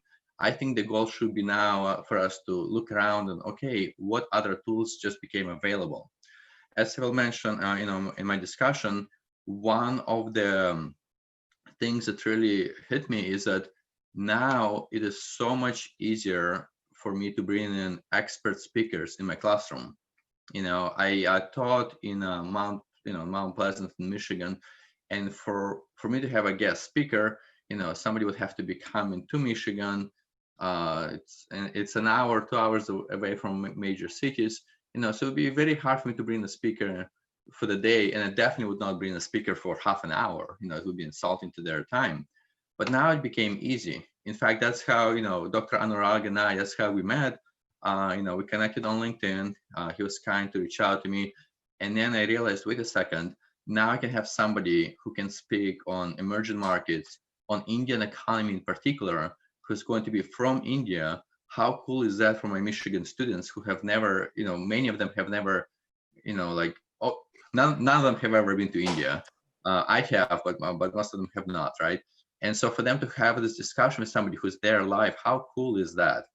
And so now as I'm thinking, okay, as I'm structuring my class for the fall, which we are starting in a few weeks, I'm realizing, I teach Monday, Wednesday, Friday, and on Fridays now, I can kind of conclude the week at the end for 20, 30 minutes. I can bring in a speaker, using the technology like Zoom, and how much more can we do? So I'd like for us to just kind of, for the goal to be way above where we were, is to say, wait a second, now we can do so much more. So thanks for that. I was, let's see, everyone can see, you can see my screen, right? So I have a few quotes that I would like to ask, and let's please, kind of use an honor system, like our students are, and no Googling, no looking things up, only kind of like if you know it. I would like to hear if you know who is the person who said the quote. But right now, while we're in a crisis, it really means two things. Crisis, it means danger, but it also means opportunity. And what opportunities do we have that we can seize right now? So the first quote is, "It is not the strongest of the species that survives, nor the most intelligent that survives. It is the one that is most adaptable to change." So if you have a guess of who said it, go ahead and say it in the chat room. And I'm trying to make this actually give you a bit of an experience of how I would teach in the classroom, but it's to make it a bit more engaging. I think that's important as we're shifting online. So if anyone has an idea, I saw we had a history person in there, so I would expect for the history person to get this.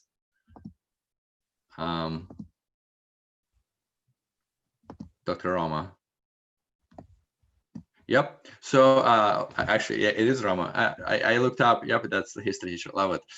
So The quote is actually attributed to Darwin, and it was a professor at Louisiana State University who technically said it, but he was summarizing what Darwin was talking about. So I think that's where the goal is, of course, beyond survival. Although in US right now, many colleges are suffering, and the enrollments are down. And if they're private universities, if they're receiving funding based on a number of students they have enrolled, financially they're struggling. And I think that, kind of like what I said earlier, those who will succeed, those who will survive, it's not going to be the biggest university necessarily. It's not going to be the best. It's going to be the one that will adjust to what is happening right now. And this is not going to be, this is not just like, okay, the crisis that we will have for a few months. If we get a vaccine tomorrow even, I think the paradigm has shifted permanently, that there will be now expectation, there will be more demand for online teaching, and you can be the best person in the classroom, but if you don't make the adjustments to teach online, then I think you will be further behind of those who are making adjustment. So again, it's about being adaptable in times like this. All right, so next quote is, education is what remains after one has forgotten what they have learned in school. So do we know any ideas on who said that? I probably would not have gotten it until a few months ago when I heard the quote, and I really liked it. I like the quote because as we teach, we are all educators. We need to think, okay, what is education? I mean, what are we trying to accomplish? Thank you, Dr. Sanika, I appreciate. Yep. So Einstein and Dr. Roma again. Appreciate Dr. Roma. And we'll see if Dr. Roma can go 3 for 3 here in a second. But yeah, so it was Einstein, but the point is, again, we're not just trying to keep the students happy and to say, okay, are we able to do what we did in the classroom? That's not the goal. Now we want to think, okay, what is education? If it's not, I would say it's way beyond presenting knowledge to the students, because we are already at the point. I mean, any student on their phone, every student has access to more knowledge than all of the faculty in the college combined, right? So this is not like 20th century where faculty were the source of knowledge. Now we're at the point where we're educators. We are facilitating education. You don't need to be even the most knowledgeable in the room, right? It's just what you need to do is you need to facilitate that. And whatever we, I like the quote because I think the education is truly, it's what remains after a while. So I took 2 Spanish classes in school. I don't remember much, right? And so the question is, okay, was that education or not? And then the last quote, it's going to be, crisis and deadlocks, when they occur, have at least this advantage, that they force us to think. So who was the one who said that? I'm sure Dr. Omar talks about this person.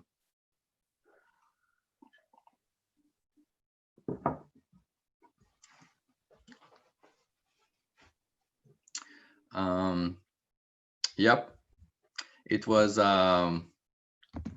Omar. Man, this was set up for you. It was Jawaharlal, pardon my pronunciation, Jawaharlal Nehru. So yeah, the Prime Minister of India. And again, going back to, I think this crisis, it definitely forced me to think and reevaluate my teaching methods. And with technology, as we will go through this, I started realizing, well, wait a second, we can, I want to be a better educator than I was last year in the classroom. I mean, that's the goal. And I would love to, help inspire others, but like, that's where we're going after. So let's talk about challenges that we will be solving.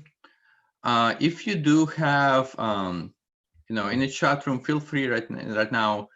If you have some challenges that you are concerned with shifting online, I would love to hear what they are, and I'm about to share with you the top ones that I have. But I would very much to hear if what my colleagues here are thinking. So what is your challenge that you would be looking to address as you're shifting online? What are your concerns?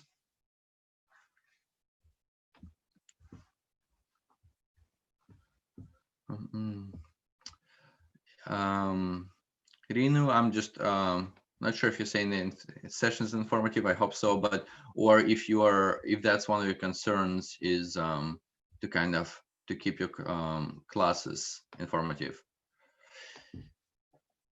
Dr. Rama, I'm glad you said that. This is actually, Dr. Rama, I'm gonna need your help here trying to solve that one, because as you'll see on this slide, that is one of my concerns, and I don't have a good answer on how to solve it.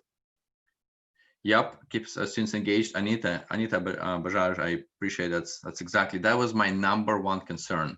And maybe you can see even how I'm structuring this presentation. For me, this is #1 concern. I always took pride in keeping my students engaged in the classroom. I would make sure I know everyone's name by the end of the first week. I would usually have 40 to 60 students. A cool part about it is actually now remembering students' names just got easier because they're all on Zoom and you can see it's right there. So that's a plus right there. Creating online, keeping students engaged again, and creating online content. I agree. I think it takes a lot of work with creating online content, and I would say one of the ways to alleviate that concern is to think of ourselves not as the greatest source of knowledge, but rather as we are educators who are facilitating education. We don't have to even have all of the online content ourselves. And so part of the reason why I'm looking to bring in experts, I know a bit about many subjects, but I can always find someone who knows more than me on any topic. And so if I can facilitate that learning, and if I can bring them in a class, there is no shame in that. So Nabila also said keeping them engaged in online classes is a bit challenging as they have much more distractions. Thank you. Nabila, I appreciate you saying that. The Dr. Nabila, I appreciate you saying that. That's part of the reason why I started asking people to chat to see if if they were even if they have the volume on, or if they were watching Netflix. It's a challenge not just for keeping students, it's for keeping anyone engaged. I find myself when I'm in a webinar, even if I'm saying, okay, I'm gonna, this is a webinar, I'm a professor, like I need to be professional, I'll find myself after half an hour, if I'm not staying engaged, I'm starting to look at my phone, right? And it's this is a challenge. It's we should have the humility to say, like, dude, this is not it's not easy. I saw Dr. Rama's comment. I also miss having after-class interactions with students. Nothing beats a post-class session over coffee. I love you said that. That's actually what I miss. I mean, I didn't put it in my slide because it's I don't know how many other professors love doing that. We have we got to a point where we have a coffee shop right next to our classroom, and every morning at 7:30 in the morning, we would meet there for coffee and read Wall Street Journal and discuss. And we were doing this Monday through Friday. And I'm going to show you on one of the slides how we shifted to that. And Dr. Anurag was actually a part of that, helping that change. And then, so keeping distractions. Thank you. I appreciate thank you. Okay, so let's see what I had on the slide. The #1 is engagement. It was engagement for me, and I thought, man, I'm in trouble, because I actually, when we first went online, I haven't used Zoom before. I haven't used Zoom before March. I used WebEx, I used Skype, but I had no idea that the things that the Zoom can do, that even existed, like the group breakouts. And I'll see if I can do that. My screen is a bit different now as a presenter, and maybe I'll need the help of the host. But later in the presentation, I was hoping that I'm able to break everyone here in groups of 4. And I was gonna give you a small assignment. So if maybe the host can look at that, and when I ask them, they can help me. Okay. So with engagement now, Zoom again turned out that once you figure out what it can do, you can keep students not only engaged, you can actually do more with them. I'll talk a bit about it. So it's the solution is for me with Zoom, but also the opportunity. I actually realized I'm further ahead because now I have I have broader scope and tools at my disposal, right? Like now anything that's any kind of technology that I can bring into the classroom is available to us. And it also allows, this is I think Dr. Roma's comment about accessibility to all.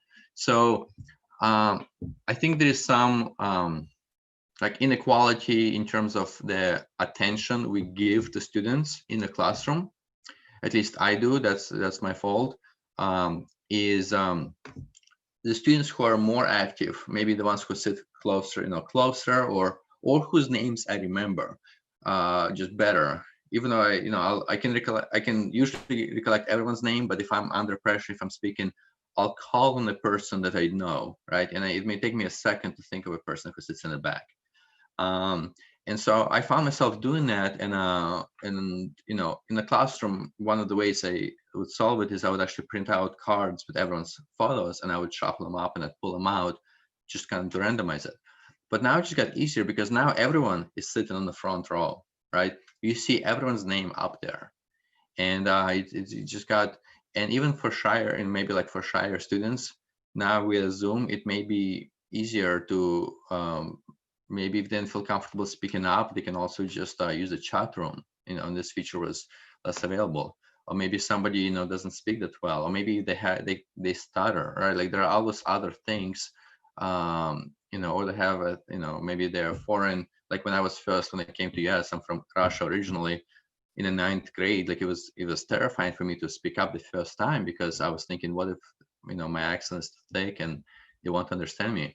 Now this goes away, and actually I think the foreign students I have in class, I have many from Asia.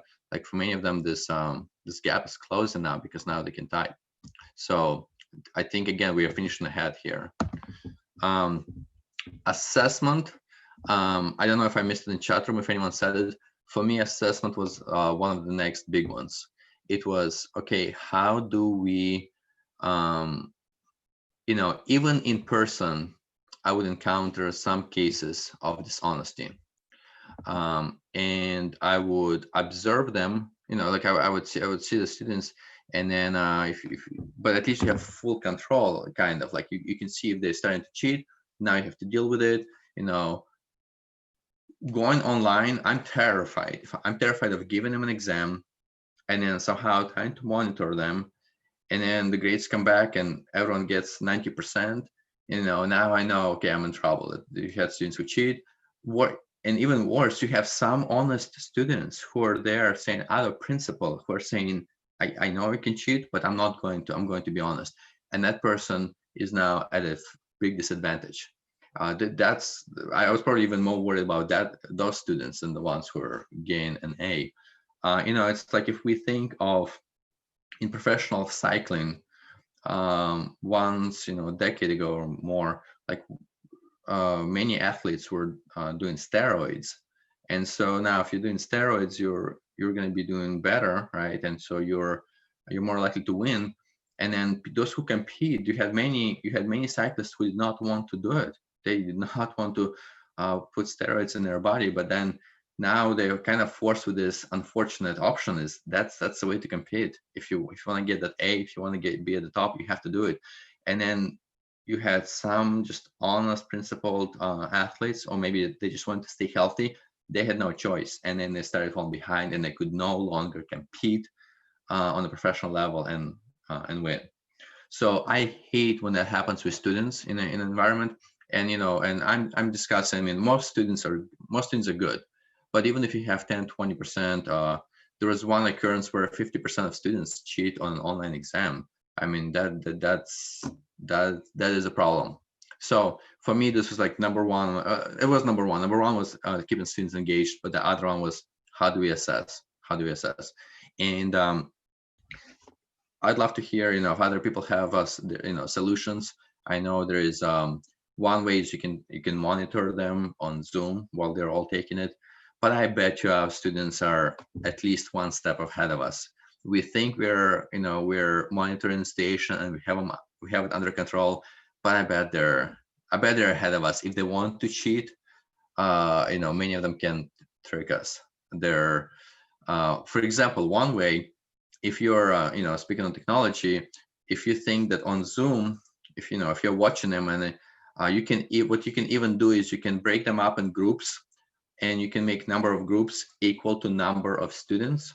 So now everyone gets their own room. And what it allows you to do as an instructor, it allows you to drop in every student. You can just go randomly and start to drop in their room. So you just show up, they're not expecting it. And what you can do is you can require for them to share the screen. So now if they're all sharing the screen, it's not visible to other students because they're in their own breakout room. But anyone who drops in, you're as instructor are the one who can hop around the rooms. Now you pop in and right away you can see their screen. So you can see, if they're Googling something, you can see their face. You can see if they're looking at the screen or if they're looking at the phone. So that's like, okay, that's one step we can make we can take forward. Now here's the problem. I mean, what do you do with the student if you pop in and you see them and they were looking away, if they're looking on their phone? And as soon as you pop in, they look at you like, are you at this, is that enough for you to say, okay, that's it, you fail exam? I mean, I wouldn't be able to execute a student based on this one maybe incident. Maybe they were just looking at their coffee or something, I know. So one is it's still kind of hard to enforce. But then here's a way where students could actually have tricked us is in Zoom. What you can do is you can do a virtual background. I think if you're using Zoom for the first time, there is so much cool stuff, and I can't even go through all that. But one of the ways is you can put a virtual background behind you, and this is good, and goes back to the point about accessibility. I think virtual backgrounds is good because it can help students who maybe they live in with many other siblings. Maybe they're in a small corner. Maybe they're embarrassed of what's on the background, and so this kind of allows them to shield that. So that's good. But then they can also do a virtual background that's dynamic. So it's kind of meant to be kind of cool and fun. You can have palm trees, that are moving, and it's more meant to be just like, just kind of like, it's kind of cool, right? But here's what some students did. They would customize their own virtual background. They would make it dynamic, and they would record the 30-second video of themselves, just kind of like looking, not, kind of like nodding. I guess if you're in Indian culture, you're doing this, you're kind of like you're doing a little bit of this for 30 seconds. If you're listening to lecture, of course. If you are taking a test, then you would be doing this. That would be your background. And then they would play that virtual background. It's on a loop. So they are not even in the room. I mean, usually like they would do that if attendance is required. So they would record themselves, and it looks like they're paying attention.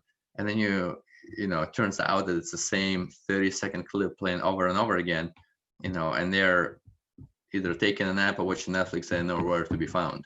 But they can do the same with examination. So this is just like one of the way that students trick faculty using technology, and I bet to say that on average they are more clever than we are. I mean, they are more clever than I am. They can trick me.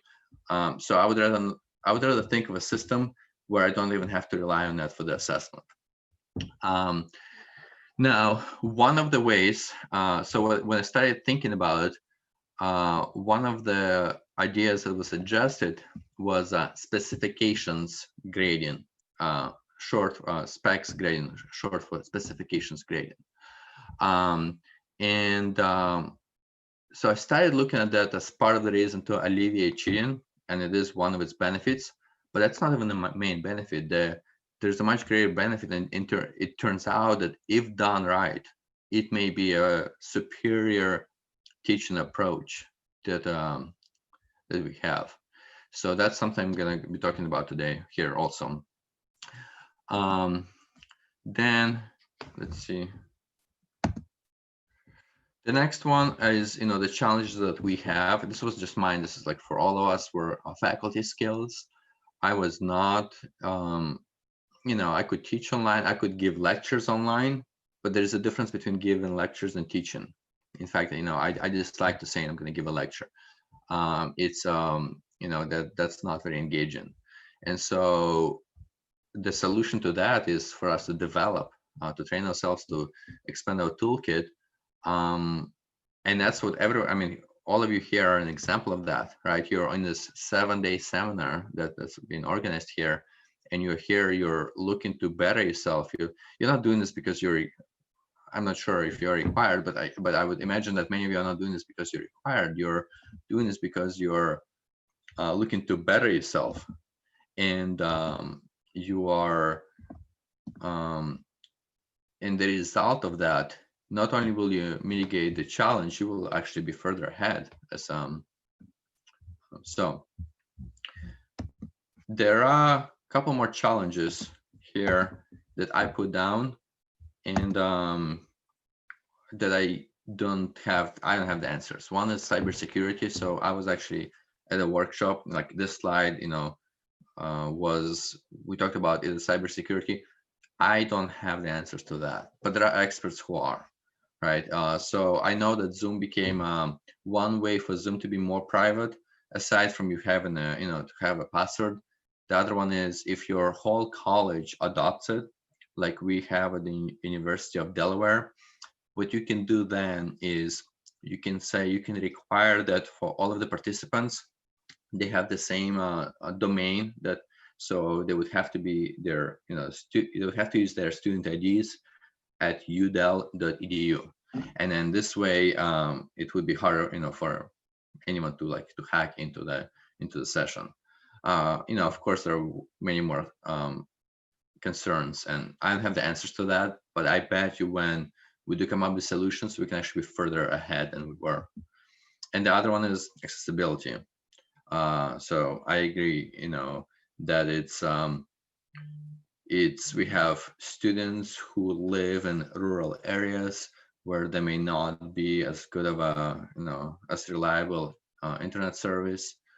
Actually, I think at that conference where somebody was talking about, and they had a picture of a student somewhere in India, I think, and she was sitting on the roof of a house with her laptop, just trying to access internet, I guess. And that was, and I'm looking at this, and it was like, it was a little heartbreaking to see that. But in US, we have that.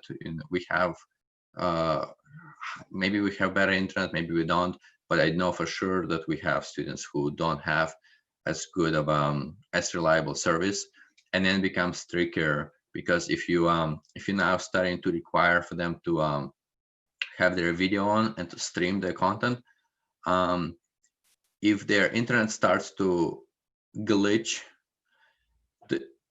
it not only does it hurt the actual interaction and the actual experience, but it can actually even if it's happening, if there is a correlation between poor internet service and lower socioeconomic class, now it can also be embarrassing to the student, right? They may feel like, if it happens once, if it happens right now to me, okay, it's, I won't be embarrassed. But if it keeps happening to me all the time, now my classmates, may realize, okay, I have poor internet because maybe I'm living in a poor neighborhood. I don't know, but and maybe it's not. But if the students feel that way, then it can they may feel embarrassed.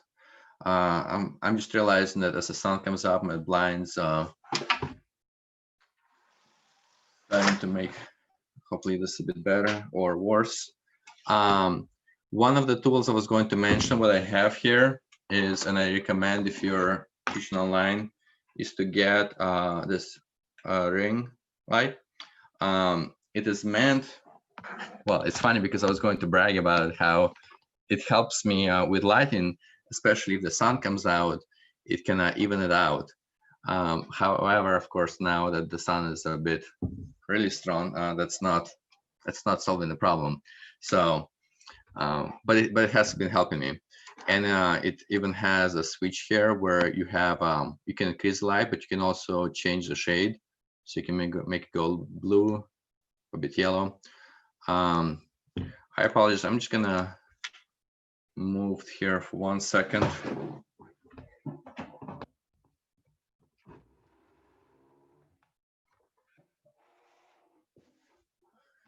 And I think part of teaching online, as we're shifting and we're facing challenges, or like another challenge I had, you know, somebody starts to mow the lawn and all of a sudden gets noisy. I think it's to not be too embarrassed about, like I'm, you know, not right now, you know, it's happened to me enough times. I think it's okay to be vulnerable with students. I think vulnerability is actually a sign of strength, not a sign of weakness. And so we shouldn't, I don't think that students expect for us to be perfect. And I think they understand as we're going online, we all have, you know, we have our challenges. You know, you may have kids right in the background. I think it's just more so like the mindset that we need to adjust, and we need to say it's totally fine. We just need to be, it's okay to be vulnerable. So thank you, Amit, for coming on online. Good to see you. So let's see. Sometimes to just looking at some more comments. Right? Sometimes students have accessibility, but give an excuse of network for non-submission of test. I very much also, that's a very good point. I agree. You know, how are you supposed to handle somebody if they say have poor, my internet isn't working and I didn't submit. That's, and especially if you're even more, if you're sensitive to accessibility, and you're trying to solve that gap for students, then you're exposing yourself even more to being taken advantage by the students who will use it, right? And who will say, hey, I didn't complete my, you know, I didn't submit it, you know. So very good point. I appreciate you saying that. It has been validated, I'm also reading some comments, it has been validated that the other lecture by other faculty has been delivered at the same time. Huh. That's interesting. I'm not exactly sure what that means. Sometimes students give an excuse to more distraction and disturb others. Okay, I see that. One of the questions, if I did get to the polling, one of the questions I was thinking of asking is, if you are using Zoom, so Zoom allows you in your chat, they give you multiple options. One is that you can completely close the chat room. The other one is you can allow for participants to communicate with just the administrator, you know, with yourself. The other one is you have to you can communicate, but it has to be with everyone.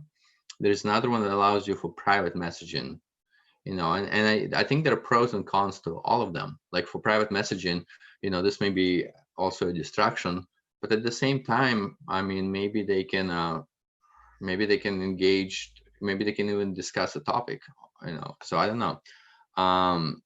If somebody has thoughts on that, which one they prefer, by all means share it. I usually just kind of open it up and I allow all, you know, I prefer for them to say something to everyone, but if they're doing it, you know, private messaging, I completely, and I allow it. So here's an example of us engaging online. So I was discussing how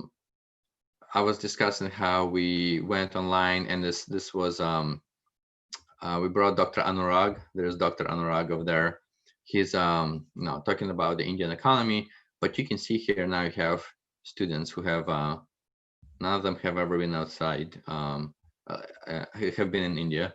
I'm gonna show you this page here in a second, but first, in terms of synchronous versus asynchronous, right? So synchronous is you teach in classes you're expecting for students. I mean, you're requiring, or I like to say expecting students to be online at the same time, right? So you're given the class, so now you have them all together, and you can ask them questions. It increases the engagement. One is it increases engagement. The second one, they actually do go through the class, because if you do asynchronous, where you record it ahead of time, then they may never view it, right? And if they have a question, now if they ask it, at best you can respond later via email. So I very much prefer synchronous. However, I do think that going back to the concern of accessibility, I do think that doing asynchronous may increase that gap, right? Because now the internet connection becomes more important than in asynchronous, where you can just download it, or if you have any issues, you can try again. So next is in terms of what tools we use: Zoom, WebEx, Google Hangouts, Microsoft Teams. This is the poll that I wanted to ask to the audience. So I am I'm not seeing my feature for the poll, so that I usually do when I'm the main presenter. If the admin can help me out, I would appreciate. If not, we'll just kind of we can go through the chat. But what I want you to do is I want you to create a quick poll. So in Zoom, you're able to just create a poll on the spot, and just takes like 20 seconds.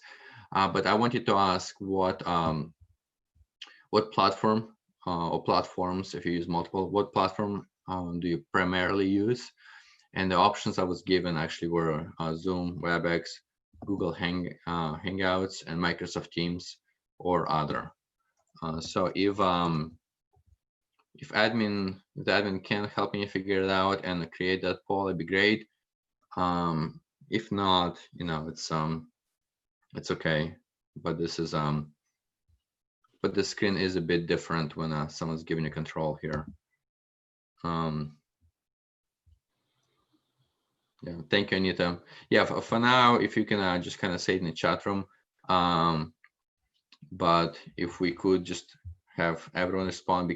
One is, it's not only it'd be kind of cool for me to see that, but I also would like to demonstrate the polling feature of Zoom, which I find pretty cool.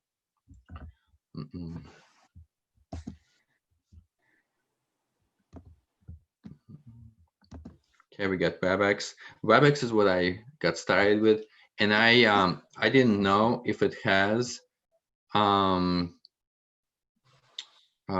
I am now. Someone told me that WebEx also allows you to break up into groups.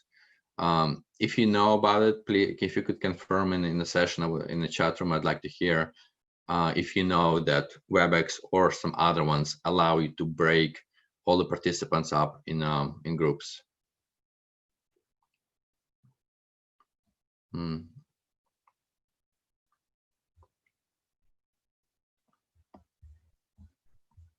All right. Okay. Never tried it. Oh, okay. Yeah, we need to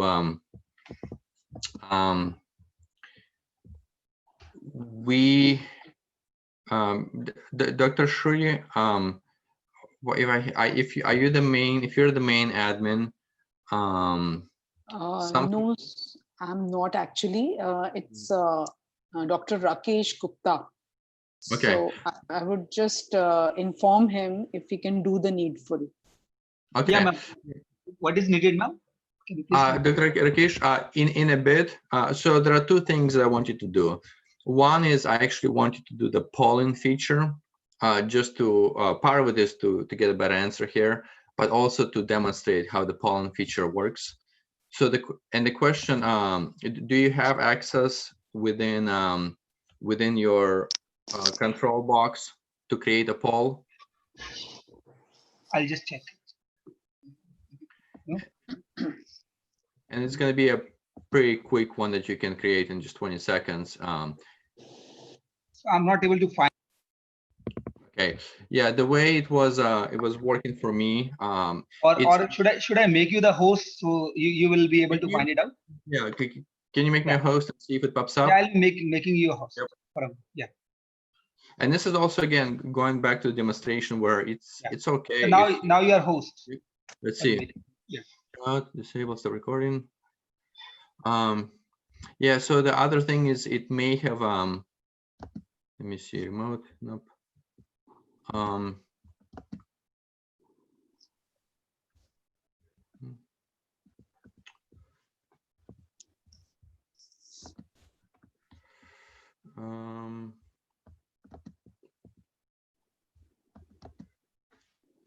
Enable. Yeah, I'm it may have not been enabled in the settings because it's something. Let me see, recording profile, or yeah, the of course it's it's cooler if maybe I'm just missing it myself. Maybe it's completely my fault. But yeah, the poll features is kind of cool because you can do it live, and then it's over here we can.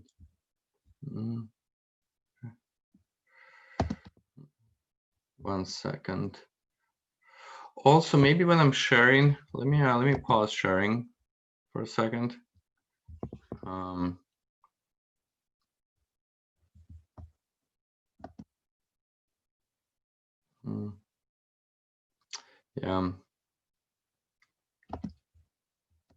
Yeah, I apologize. I'm not when I practiced I could see the feature, but as I'm teaching technology, I'm showing you that there's a lot more I don't know.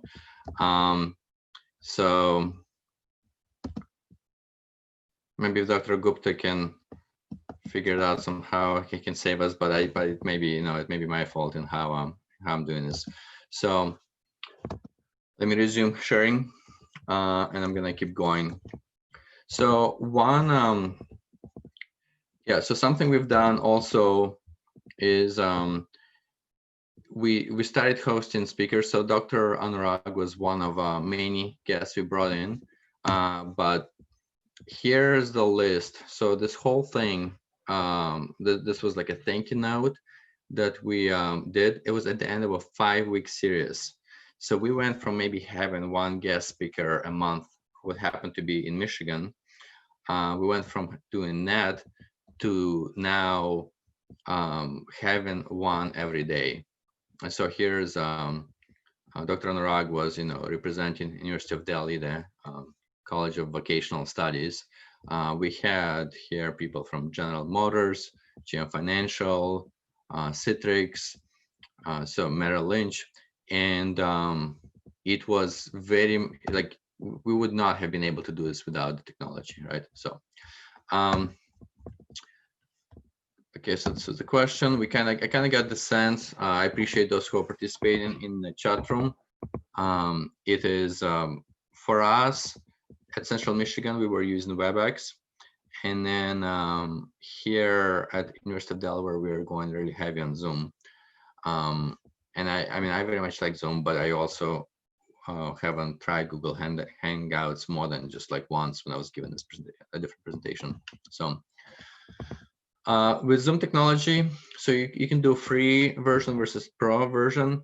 The pro version allows you to have classes, sessions for longer than 40 minutes. So this is the pro, but it also allows you other things. So something cool we talked about. Okay, let me go on this link right now and just kind of go through this. As I'm gonna change the sharing, and maybe somebody can just confirm that you are able to see it. So with going Zoom, if you are, this is not just Zoom. This is also works for other sessions because it talks about like the webcam and audio, but some of this is for Zoom. So this link right here, it's in the presentation, and I'm actually also gonna throw it in the chat room for us. Right here. So there is a difference. Let's see. So Zoom Pro, it's gonna be easier if you get one for the whole college, because now, yep, I see there is a hand raising. If you have a question or a comment, especially if it's relevant to what we're saying, by all means, go ahead and unmute yourself, and you can say that. I'd love to hear it, or just mention it in the chat room. So if you can get your college to sign up, because now what happens is if we are all on the same wavelength, if the students are using the same feature, now it's easier for them to meet in groups, and I'm sorry, the sound keeps bothering me. Give me 1 second.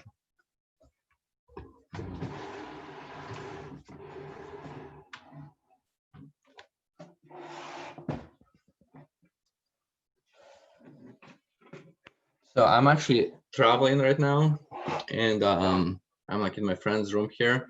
But one of the things that would take me a few days to figure out is the timing of the sun, and all the windows were kind of affected. So let's see. We have this setup. Again, this is part of me traveling. I don't have a webcam, like the external webcam here with me. There's a big difference between what you can see now, and if I have a professional webcam, it's day and night. So here's an example of somebody who was testing them. You have a built-in laptop camera on the right, and then you have the Logitech Brio webcam. But you can use this webcam. I think it's a couple $100. You can get something even for $50, and it's going to be better than what you have on your laptop.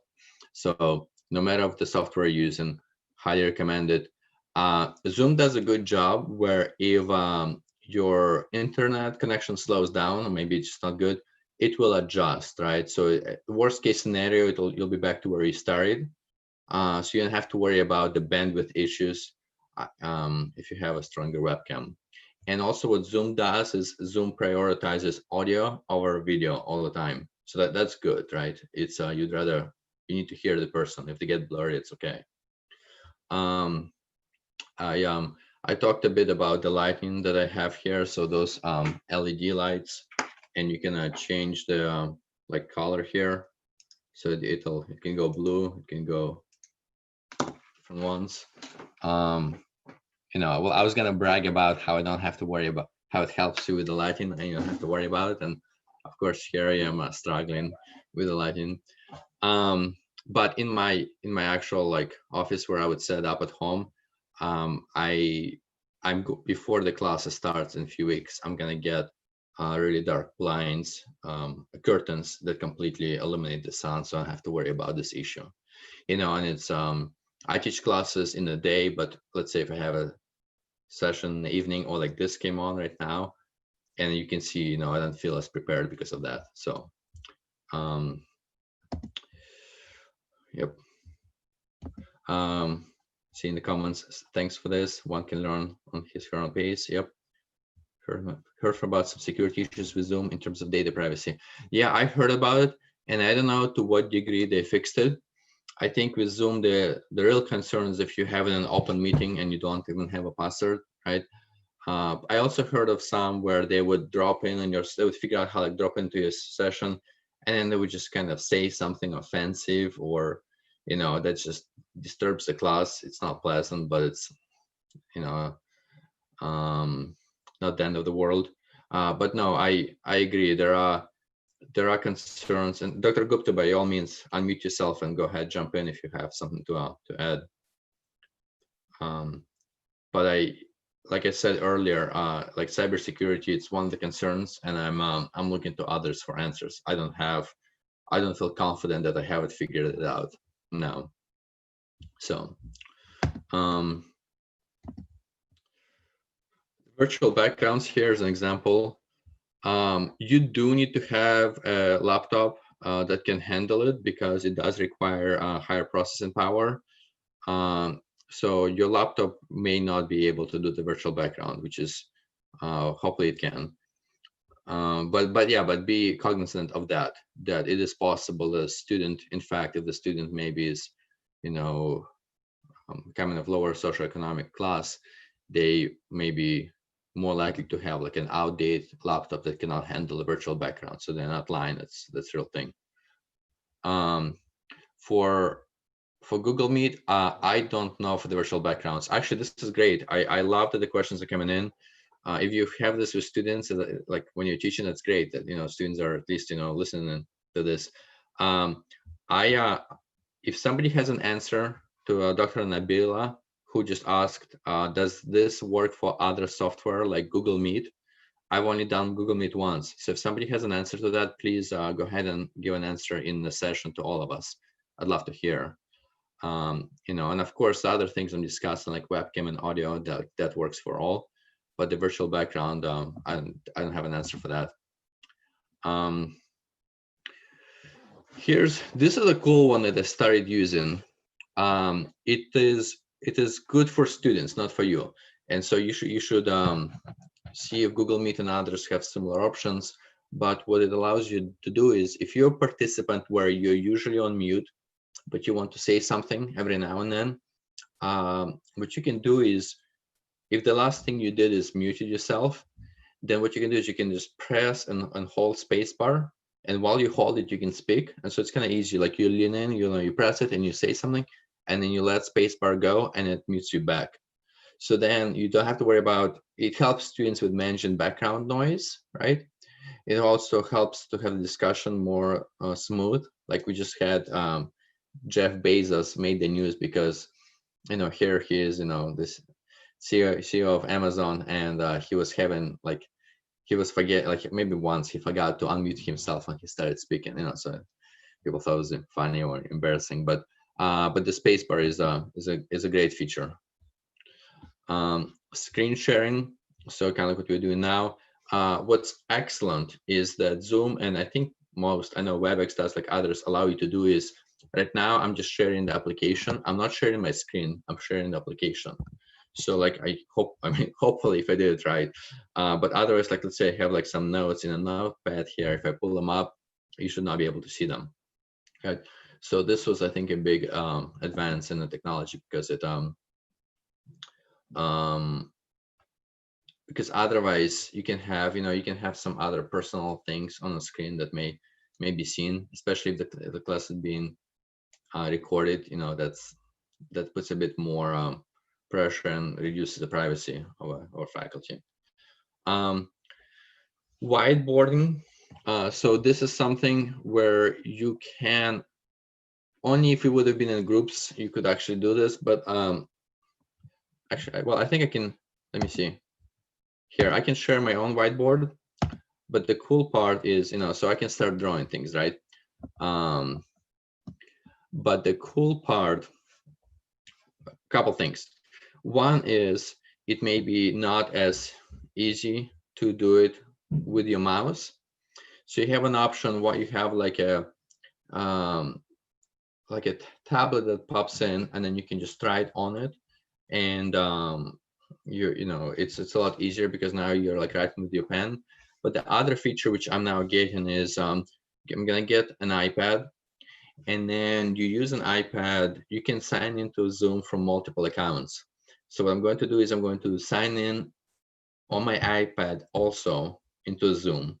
I'm going to make that account also a host, right? So I have co-hosts, and then now both of them, if you can do multiple sharing, now you can write something on the iPad. You can scroll something, and students can see both. So that's what I'm gonna do. Once you do breakout groups, what Whiteboard allows you is you can have people writing on this like at the same time. Yep, I see somebody also raised their hand. Yeah, if okay, Dr. Rama, I appreciate you answering the question. Yeah, so Nabila, so it does work for Google Meet. It's excellent, right? It's great. Thank you. All right. But for collaborating, this is excellent because you can have multiple people who are starting to contribute. I mean, not necessarily right. Like you can start making notes. You can start summarizing something, and everyone can just add text and say, maybe Dr. Gupta can say, that they use maybe WebEx, but like everyone can kind of start throwing notes together, and you can have different projects here. Let me go back to sharing.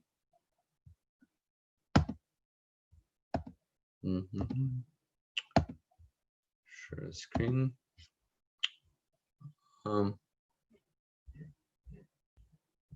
Okay. Yep. So you obviously, I'm not gonna go. I'm just gonna kind of focus on the ones that are also kind of cool. You can do touch up my appearance. It will kind of apply a bit of like makeup. That's kind of, it's not visible, but it's like, it may, if you care about it, it may make it look better or worse. So this is in the settings, Zoom settings. If you go under video, they have a touch up my appearance.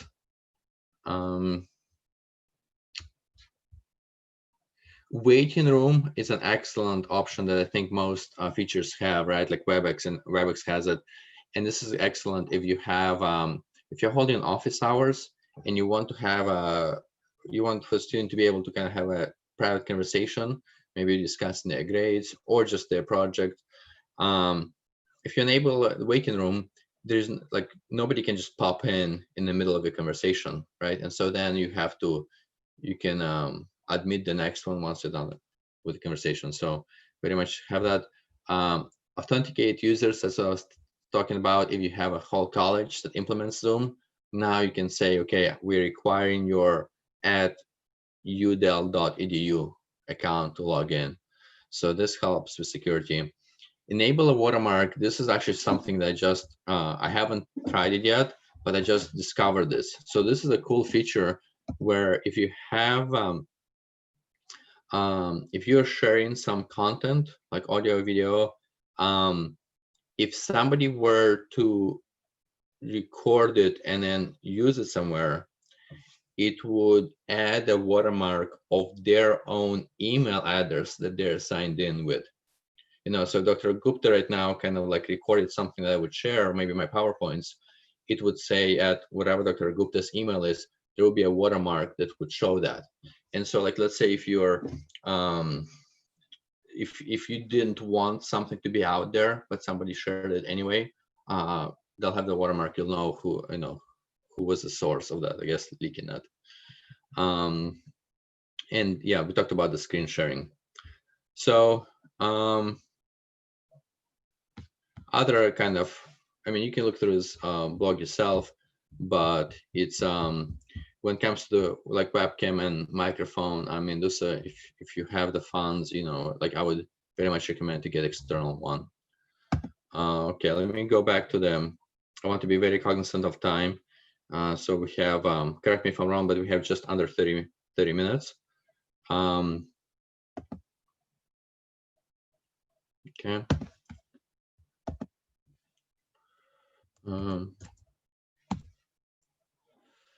Okay, so now let's shift focus a little bit, going to what should grades mean? Let me check the chat room real quick. One of the challenges I heard from other faculty is managing the whole thing, right? So, and this is maybe the benefit to disabling the chat. I very much happy, like I love the chat room here, but maybe I'm not keeping up with it as much as I need to. And then, so if you're doing this with students and they're asking many questions, now the expectations have changed, because if you open up the chat room, they expect that they say something that you are, that you'll answer. And so as you change, if you increase the expectations, but you're not delivering, then the students, the experience will be less, right? They'll be disappointed. And so I heard that other faculty, they completely disable the chat room just because they don't think that they can handle all of the multitasking that's happening. So that's a pro. As we go for free version of Zoom, no such settings are enabled, sir. Okay, that's Dr. Shripavani. Again, apologies if I'm, as I mispronounced the name. That's a good point. When I first started out with Zoom, I was using a free version, and yeah, I don't even know I may be spoiled now because our universities, has the professional version for all of us. So I now don't even know which of the settings we'll lose in between. The blog that I shared, it has a little bit of description. Haven't done really much with or anything with edmodo.com. If somebody has a good answer to Dr. Ruchira's question, please by all means answer there. But let's think of what should grades mean. If I know it's a bit different. Well, it's different in India, but here we have A, B, C, D, right, and E. Like E or F, you fail. But otherwise, A, that's okay. Top quartile maybe gets it. Depends on your class. If you get lower percentage, you get a B. Lower percentage, you get a C. So now a C, what it means is that on average, you 70% of the material, right? If your tasks throughout, especially if you consistently scored 70%, in one way it may be good, but in one way it's kind of bad, because really you did not demonstrate that you are satisfactory in any of the topics, because you're 70%. So what did you just measure? The C mean, or even B? Does that mean that we failed the student to have some competencies? So the way the poll, I would have asked, apologies, but let's just ask in the chat room if people have heard of specs grading before, specifications grading, specs grading. So I just like to hear either the options being no, I never, no, never heard of it. So have you used it? Have you used it as a question?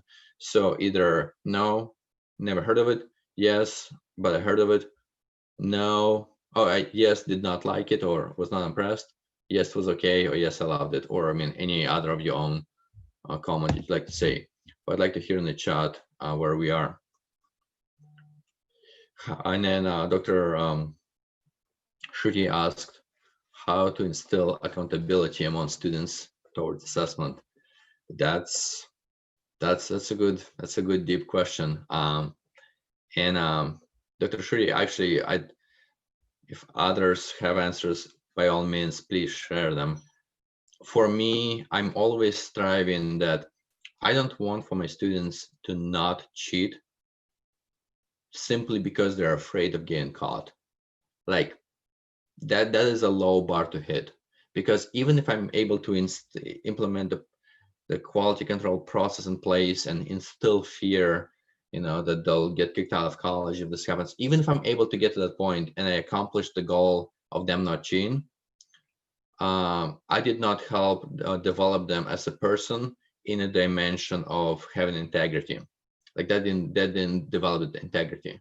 That just right. And it's what happens is when they go to somewhere else, or they go to their workplace where they can feel like they can get away with it, now they may start to be dishonest, right? So I will take it. It's better than students cheating. It's better if they don't cheat because they're afraid or they can't. That's good. But I strive for the higher goal is to say, I want for my students to not cheat because they don't have a desire to cheat.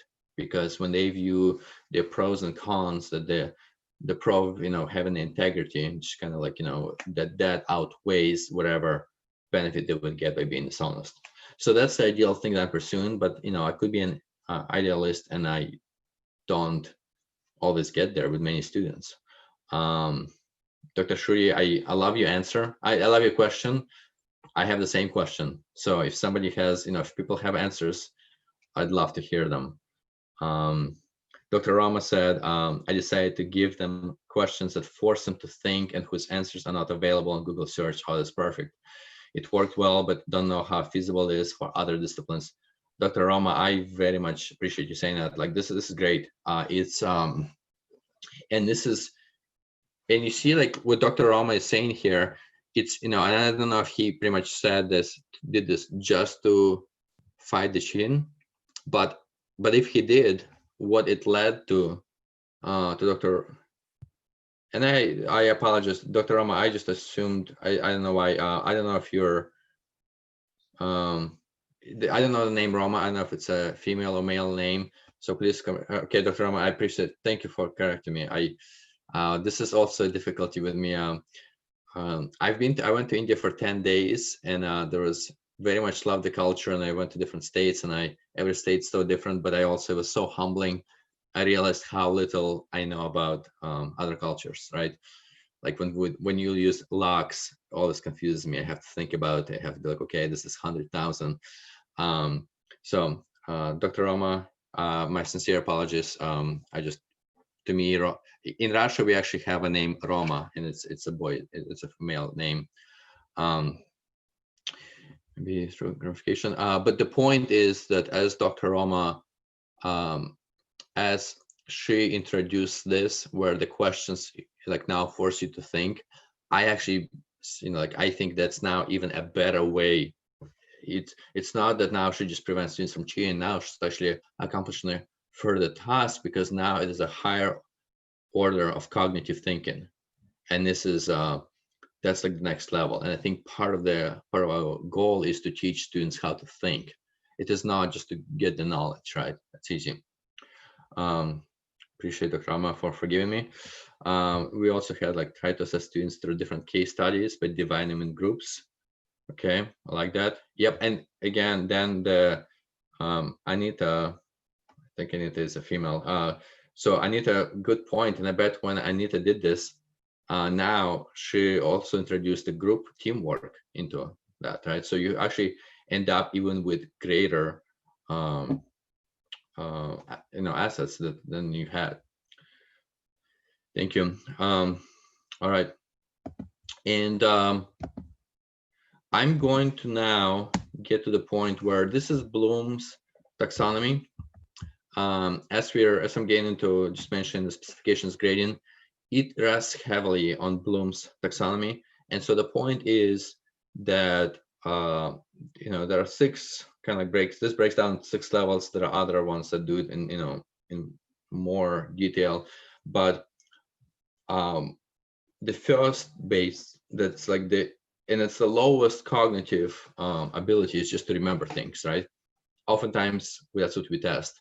We've had and it's okay. I mean, maybe you're in a discipline where you need to just remember a bunch of information.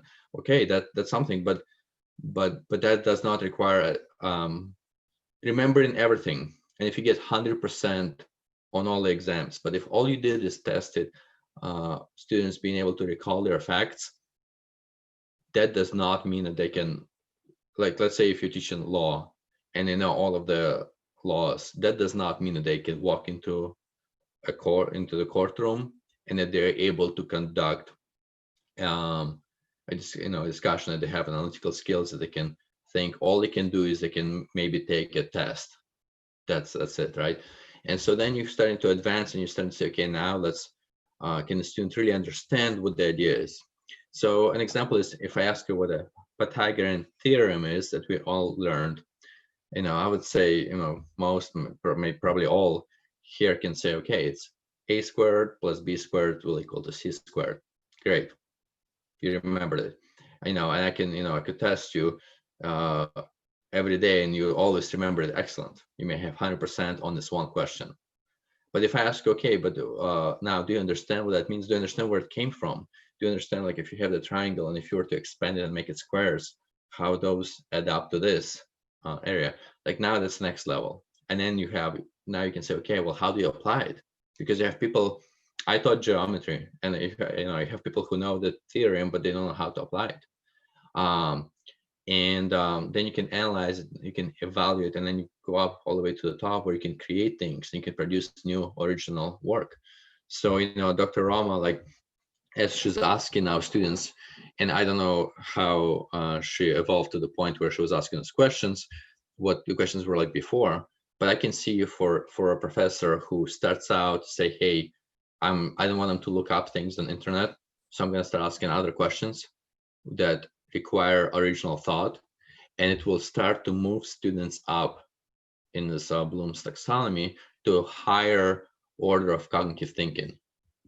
So the specifications gradient attempts to, well, if done right, it does that. It starts to introduce where the grade to go from D to E to C to B to A. It's not that you're remembering better, right? So if all of my tests are just about remembering, then I distinguish students between A, B, and C based on how well they remember. Okay, great. I mean, that's something, but it's one dimension. It doesn't say anything about this. You know, if the student who just can't remember well, they may. I actually took in my MBA class. I loved them. I love this one marketing class. It was my, you know, I set a prompt. I listened to everything the professor said. I thought about. I would apply it. We take a test. It was all about remembering. I bombed the test. I finished it all the way at the bottom. And I even knew what to expect. I even studied those things, but then test came, I just couldn't remember it. It is a very different scale from understanding. I mean, I'd like to think I'd do better than others, but that wasn't even tested, right? And so what the specifications gradient does is it creates different bundles of assignments. Here's what you need to complete.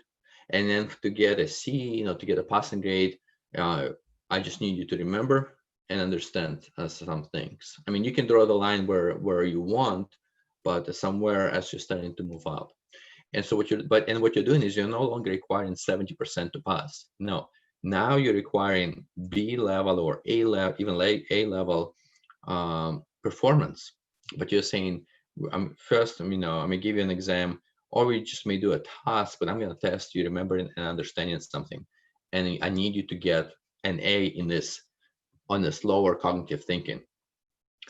And then after that, what you can do is you can add, and you can say, now I want you to do, if you would like to, and you say, there's no shame. If you want to take a C and you're done, that's fine. There's no shame in that.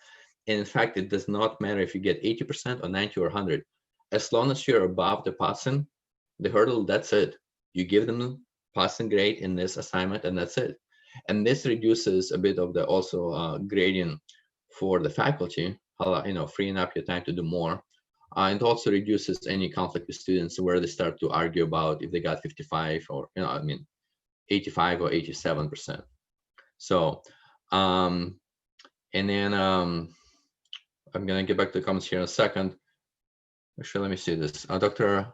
Uchira said, sir, can we use gamification strategy to bring about the change in students' behavior towards assessment? I would say yes. I haven't done behavior towards assessment. I haven't done it for assessment. I would. I only did it like in class as an exercise, but I have not applied it into assessment. So, but no, I'm sure you can.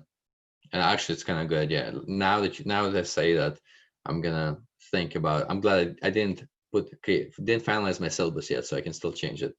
Dr. Chir, if you connect with me on LinkedIn, I'll keep you updated if I implement it in my class or not. So this is great. This is more informative for me than it is for you guys. So I appreciate you being here and educating me. And so the thing, it's the plan was, but you know, is for, I was going to throw you guys in groups of 4, and I was going to ask you what are some of the highest cognitive thinking like tasks that you do in a classroom. If I'm still working on this, like in finance, I'm still struggling. Like, you know, I'm probably somewhere in, you know, I get up to applying, analyzing, some evaluating. I'm still, it's tough, you know, to get to the top, because you need to, not only do you need to provide the material, you need to guide students, and you know, they don't just come out and they're at the top. Like you need to bring them up to that level. So no, it's a challenge for me. So oh yeah, and particularly for introvert students. Yep. I do, Dr. Ruchira, I do think that going virtual, I think it helps to close the gap in terms of the attention we give to introverts and extroverts. I believe, maybe not fully, but I think the gap closes because now we can, everyone is sitting up front and everyone can, you know, type something in the chat, and it's that's only one aspect of it. It doesn't maybe still change the propensity of them to participate, but I think it does reduce a bit of barriers. If introverts are more, introverts can be just introverts where it doesn't mean that you're shy. You may just choose not to. So that's different. But at least for shy students, you're able to do more. And then, so I'm just gonna kind of like wrap it up here in 10 minutes. But this is a different, this is like Paris stages that I'm gonna show you a book that discusses this that I very much like. But the point, I'm only going to make a point between the first step and the rest. So in dualism, the student, in student's mind, they live in a world where knowledge is just a set of black and white facts, and they think that my goal is to learn all the facts. So they go to school, they, you know, those are the students who will want multiple choice questions. They'll feel like if they get 100%, you know, if they do well on multiple choice, they feel like they're excellent. They think they're very educated, but their cognitive development does not. It may be at the very bottom.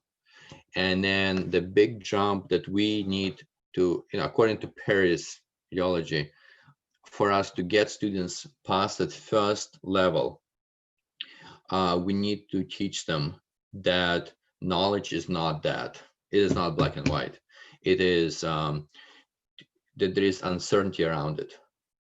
And it's not that it's uncertain because we don't know it as educators. That's not it. In fact, that starts to kind of, that's just part of the steps. Like they may think that first, and like, okay, that's something. But to get them further, we need to get them to the point thinking that knowledge is not, it is uncertain. We are, and it is the latest, like what we have kind of like available. And then the question is knowledge, are we discovering the knowledge, or are we creating knowledge, right? So is knowledge something that exists there and is what we have available, it's the best we discovered, or is it not that? Is it what we created now as of last, right? And so, but to progress student to thinking that, you need to get them out of this first step that they can be stuck in, where they think knowledge is the certainty of black and white facts. That's it. And I would, you know, put Dr. Rama on the spot here, you know, and if Dr. Rama is teaching history, that's a tough one, right? Like there's definitely a lot of misinformation, right? You know, but history can definitely be told in many different ways. When I learned story World War II, I learned it some in Russia, and then I moved here when I was 13 years old, and we were still like learning world history here, and I had a very different, you know, I was told a very different narrative of why, you know, the World War II was, well, won, right? It was won by one side, it was lost by another side, but why Russia, and how much Russia contributed to the war, it was very different based on who's telling you the story. So how can handle weak students? Dr. Champa, how are they weak, right? Are they, is it weak? So Dr. Champa, if you can tell us what you teach, maybe we can relate. But like if I'm teaching finance, I can have a student who's weak quantitatively.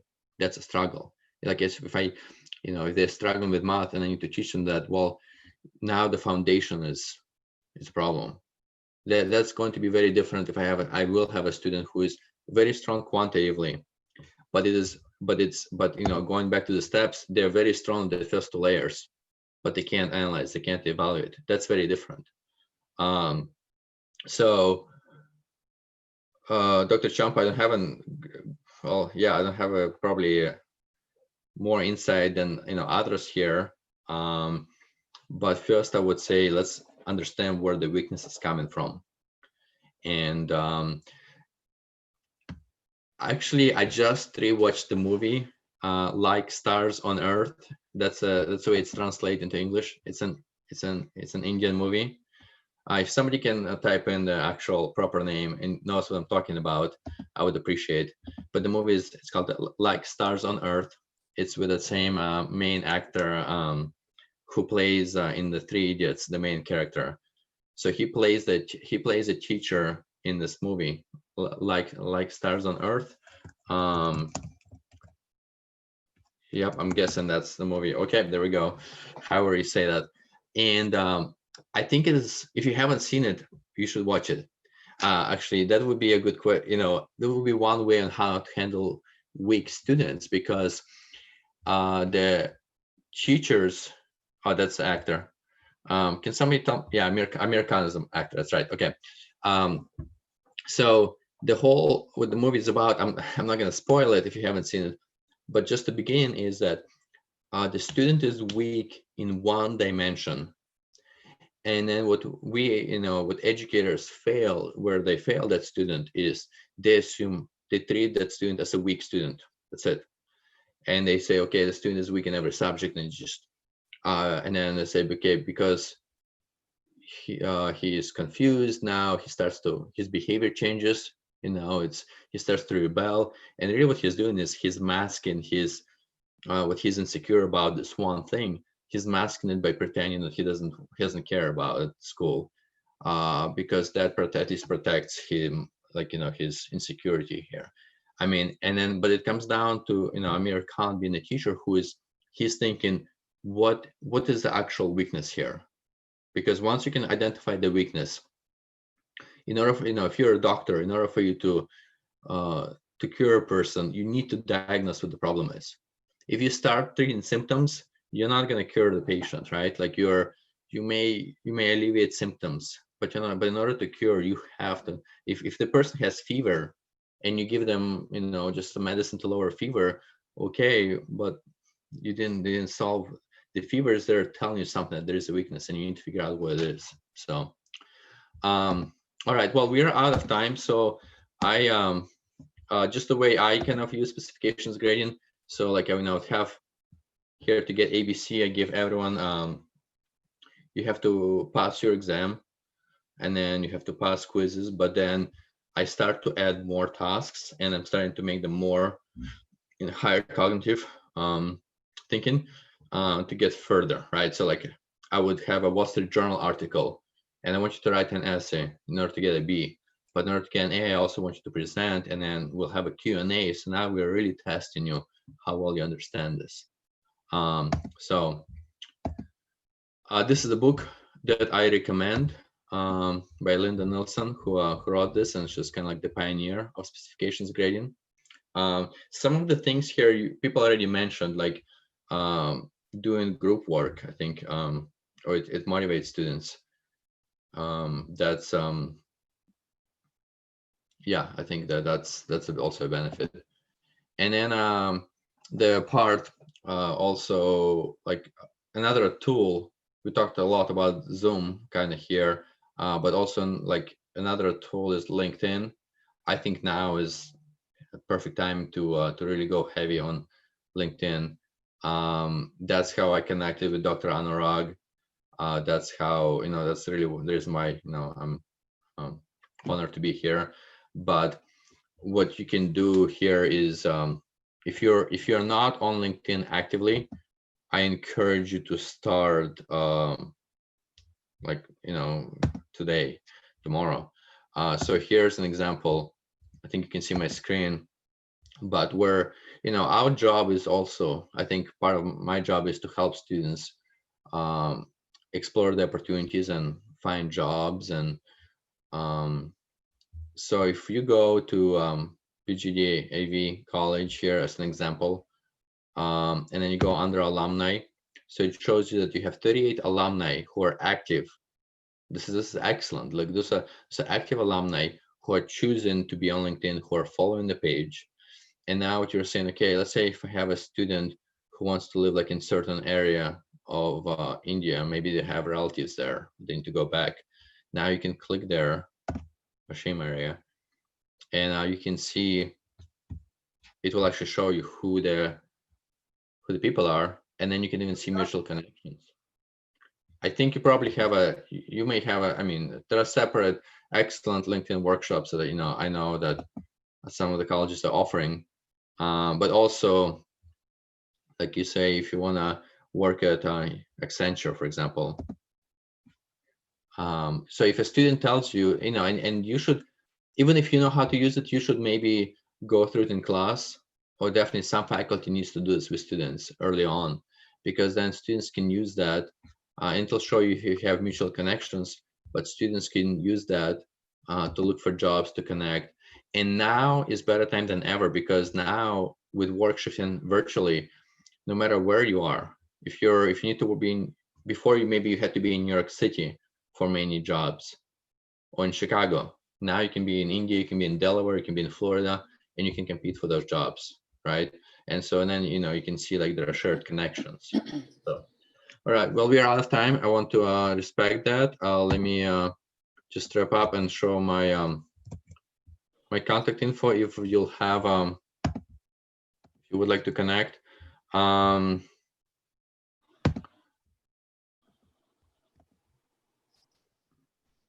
think we're here.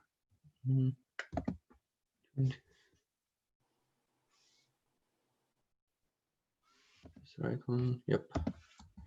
But yeah, so I'd love to connect, especially, you know, with those who we already had discussion. I'd love to continue the dialogue. You can connect with me on LinkedIn. That's probably the easiest.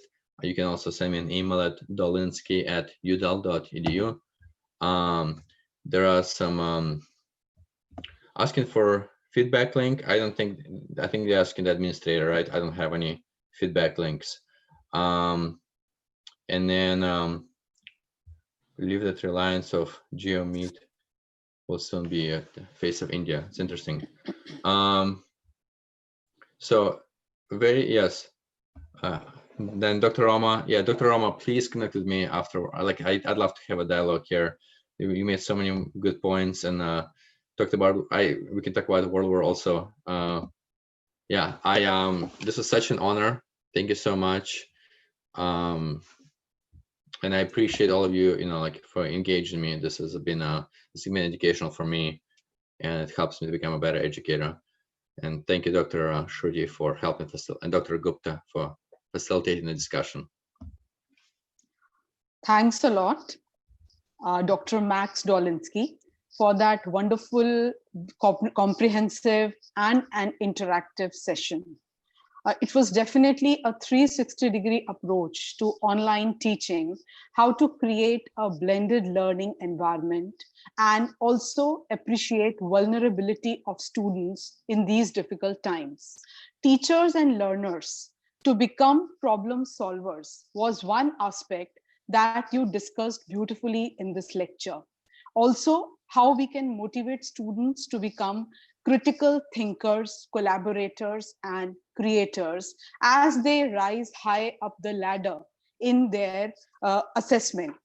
Leverage digital tools, different options in Zoom chat rooms, expectations on attendance, hosting industry experts were some of the aspects that you discussed in your very interesting and informative lecture. You also discussed in detail Zoom technology, issues of integrity, and cognitive tasks. I, on behalf of PGDAV College Evening, Research and Consultancy Cell, and IQAC, thank you from the core of my heart for this wonderful session. I'm sure today's session has made all the participants aware of the available options and how they can use various platforms ranging from Zoom, Microsoft Teams, WebEx, etc. And we all are truly motivated as to how we can explore more and more, and we can make full use of the time that we have got during this pandemic, though the colleges are now hopefully going to open from 10th of August onwards. And then we can utilize all these techniques that have been discussed by you in our teaching learning methodology. I also thank Dr. Ruchira Pathak for giving me this opportunity to co-host today's event. She is such a hardworking person herself, being the convener of Research and Consultancy Cell. She has created the right kind of environment for all of us to feel motivated and also to be part of this entire 7-day journey. I also thank our principal, sir, Dr. R.K. Gupta, for initiating this event and for creating this knowledge sharing platform in the form of faculty development program. I also thank the convener of IQAC, Dr. Sanjay Kumar, for being a guiding force throughout this program. Now, I also would like to thank all the participants for being active listeners, for also being knowledge creators, especially in this session, as Dr. Max Dolinski was directly interacting with all the participants, and so the questions automatically got answered. Now, I would like all of you, I would request all of you to be ready for that smiley moment, so that we can have some excerpts, we can have some memories from today's session. Kindly switch on your cameras, switch on your videos. I would request Dr. Rakesh to take a few clicks, take a few screenshots. So can we have a smile, please? All of you, may I request you for this smiley moment? Yeah.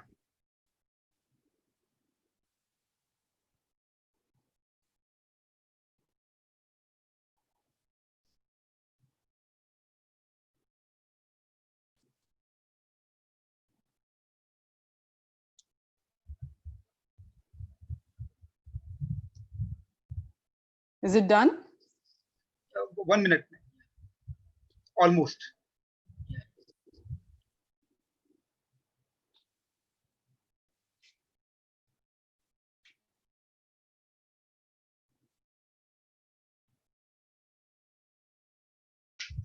Thank you so much to everyone. Thank you so much.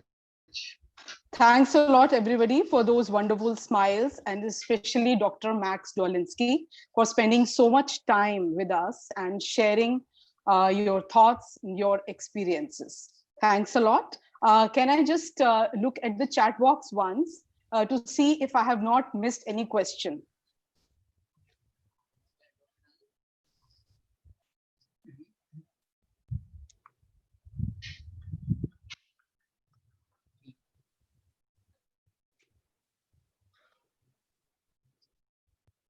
I think we have covered all the questions. No, yeah. Okay. So thanks, Dr. Max Dolinski, for spending so much time with us and also answering the questions along with the session. So thanks a lot. Thank you, everybody, part of this interactive session. Thank you so much. Thank you. So can we quit now? Yeah.